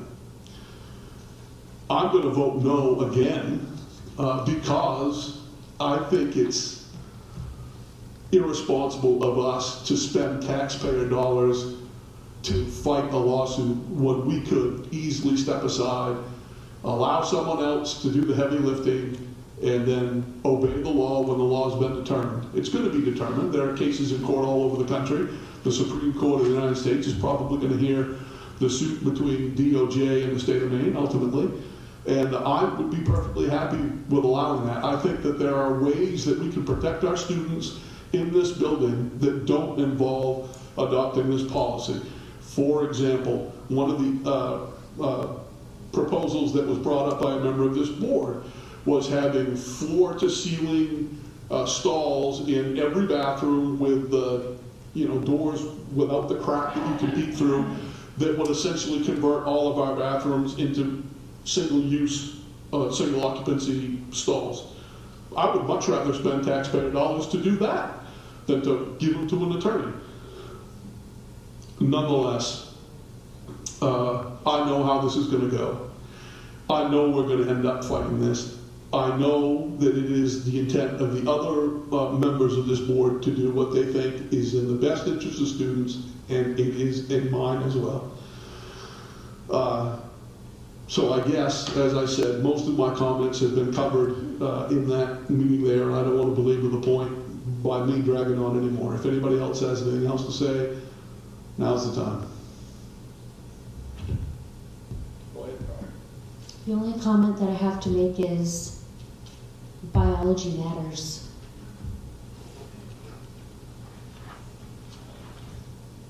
Go ahead, Terry. I may be the only person in this room who was born in a state where segregation was legal. My mother, my father were born at a time when women could not vote.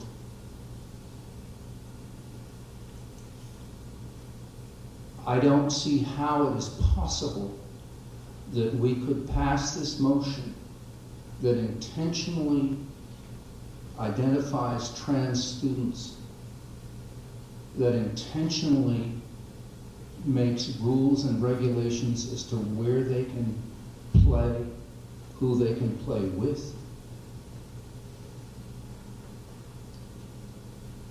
I went to a school where there was a boy who had some difficulties with his sexuality. He was sent home and he killed himself. If anybody here is under the impression that that can't happen here, I'm telling you that you are wrong. So I will not be voting for this. I will vote to rescind this motion as has been proposed. And I would just like to say that I am a Christian. O Lord, thou hast searched me out and known me. Thou knowest my down-sitting and mine uprising. Thou understand my thought from afar. There is not a word in my tongue, but lo, O Lord, thou knowest it altogether. I will praise thee, for I am fearfully and wonderfully made. How precious are thy thoughts unto me, O God, how great is the sum of them. My substance was not hid from thee when I was made in secret and curiously wrought in the lowest parts of the earth.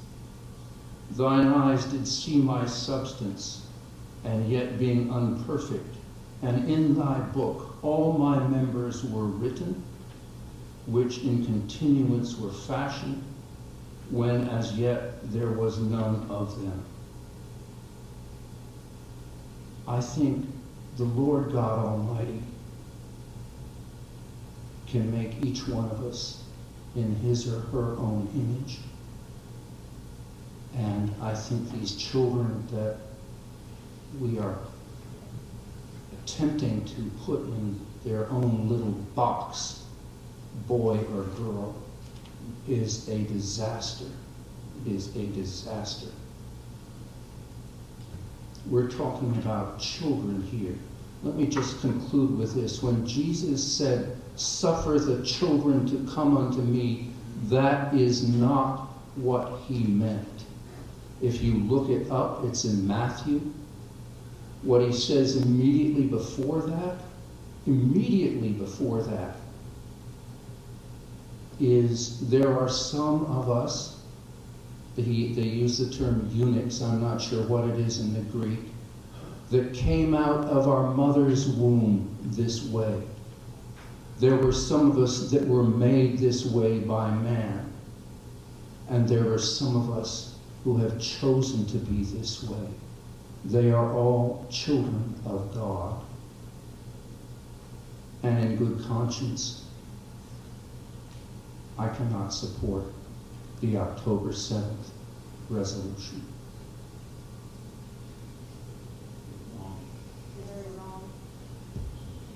Are you all set, Terry? I don't know. Terry, mic's still on. I just have a few things to say about the protocols in the state of Maine. And, we follow, the state of Maine has decided to follow WPATH's Standards of Care 8, which was printed in 2022. This protocol for treatment in children was, like I said, it was influenced by the Dutch protocol.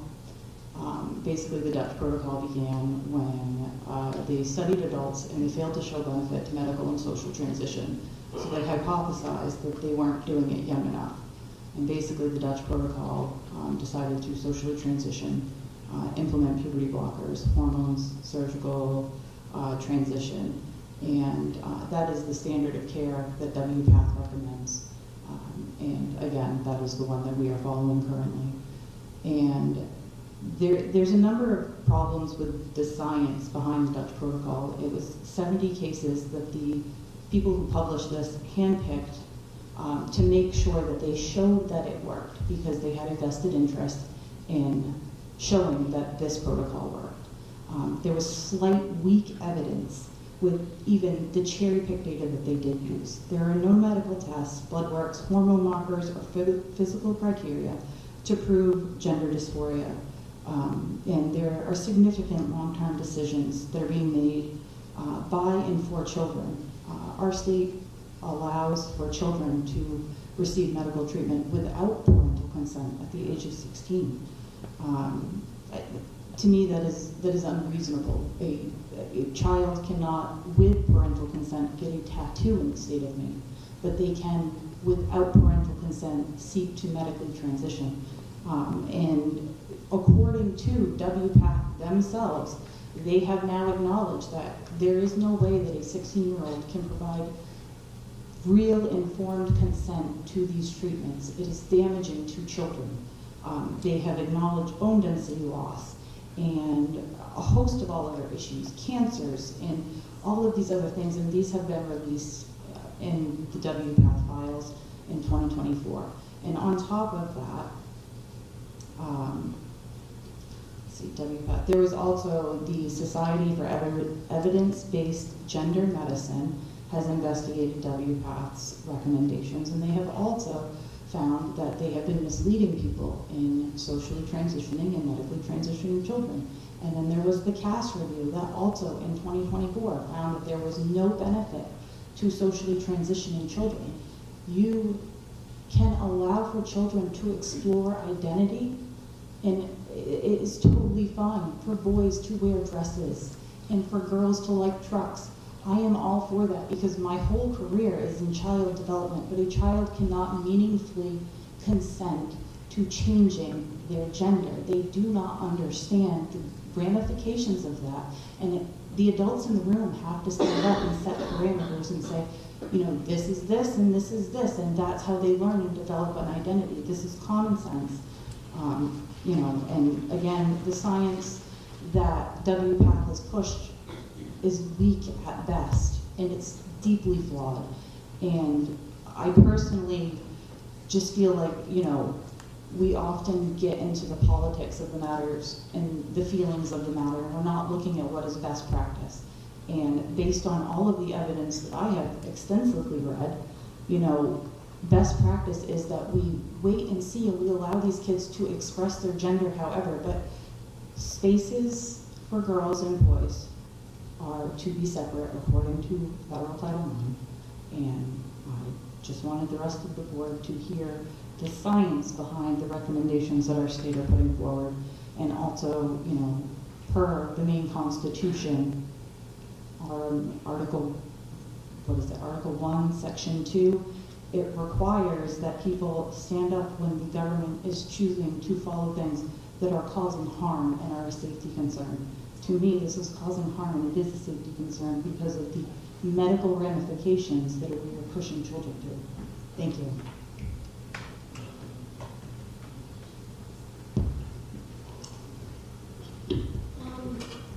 I would like to say something, that I am a student here at Sumner, and I feel like we have asked all the adults here how they feel.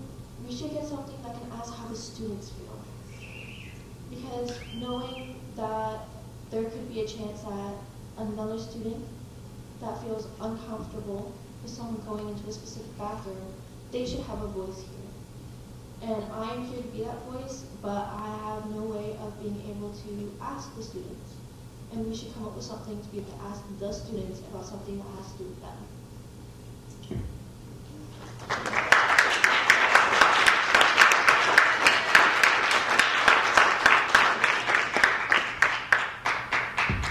Anybody else have anything?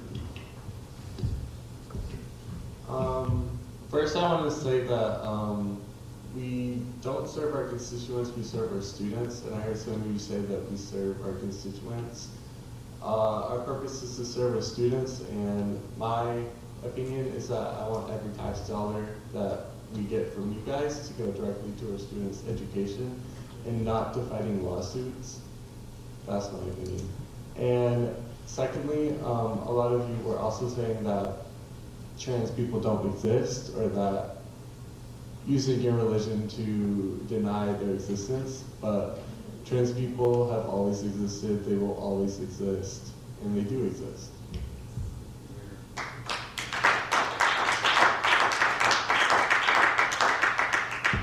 Anyone else? Okay, we're going to move to a vote, and I want to clarify. I misspoke earlier for myself. I said I'm going to vote no again. In this case, I will be voting yes to rescind. So I'll clarify my own situation and clarify the way this vote has to go. If you want to eliminate the resolution, you will vote yes. If you want to maintain the resolution, you will vote no. All right, everybody's clear? All those in favor of rescinding the resolution made on October 7th, raise your hand.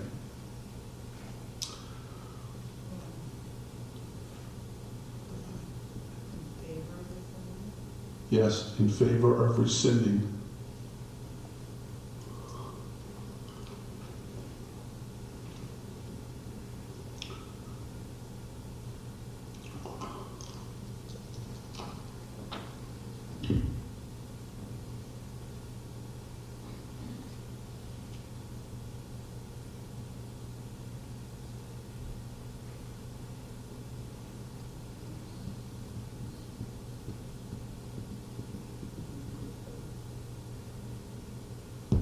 And those opposed to rescinding the motion.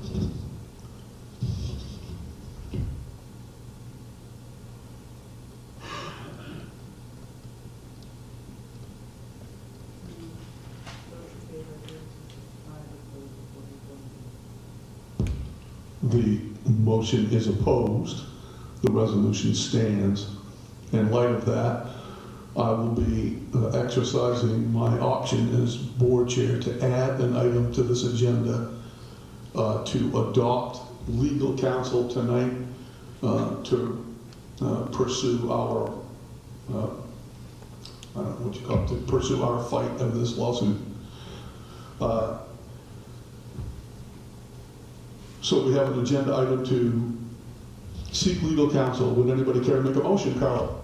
I would like to make a motion that we retain Jack Baldacci and Bill Bach for our legal counsel for the Maine Human Rights case against the RSU24. Seconded.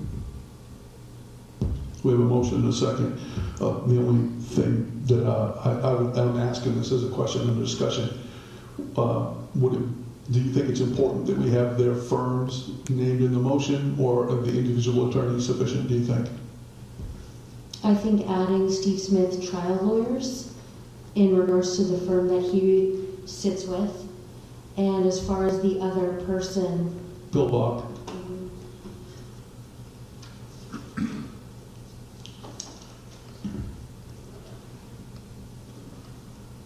And I say that because I can see a possibility where it's possible other attorneys from those firms may participate.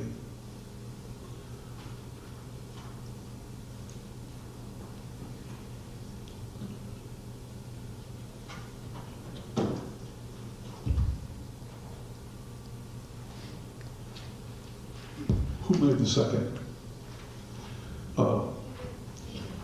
While we're looking, do you mind if Linda amends this without going through the motions? Can you withdraw your second, your motion, so we can add in these law firms' names? Yep, I will withdraw my second to amend it.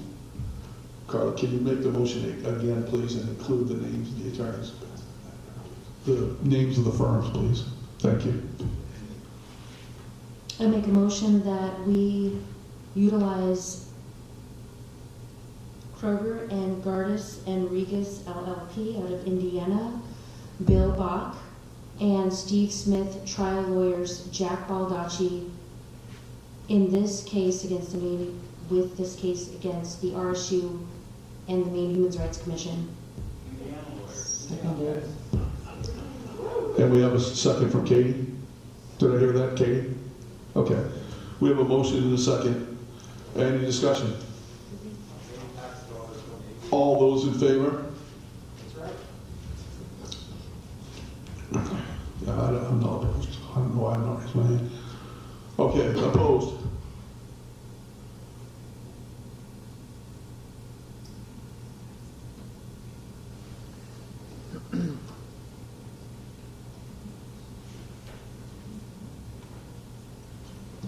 All right, I don't think we need the numbers. We know that the motion passed, so we'll be retaining those attorneys to move ahead with this and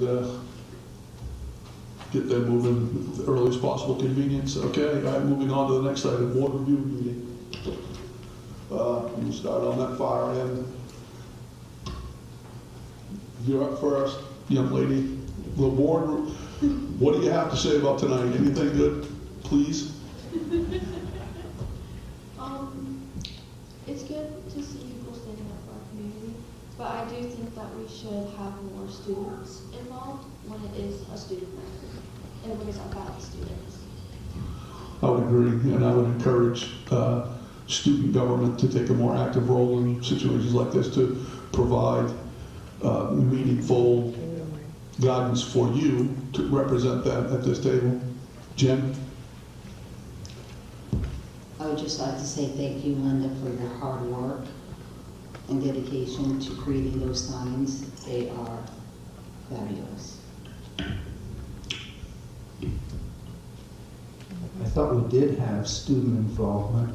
Wasn't it a student proposal in 2019 that passed the initial policy that was rescinded in October? So, yes, I would welcome student participation in this process.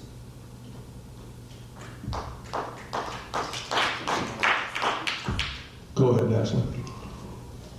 I think overall, just out of this meeting, I think it's important to remind ourselves and everyone that joins us that we have to respect each other's beliefs.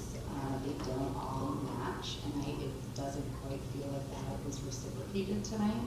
So just in future meetings, I think it's important for ethics and morals for all of us that we respect everyone's opinions and feelings. Other than that, I hope you all I agree with Ashley, and I really like the idea of student involvement. I think I've always said I think we should have more students at the board meetings. I mean, we rarely ever see the students unless they want something from us or something. And yeah, also congratulations to the speech and debate team. I had Chris, and I forgot the other person you mentioned too. Yeah, a lot of people.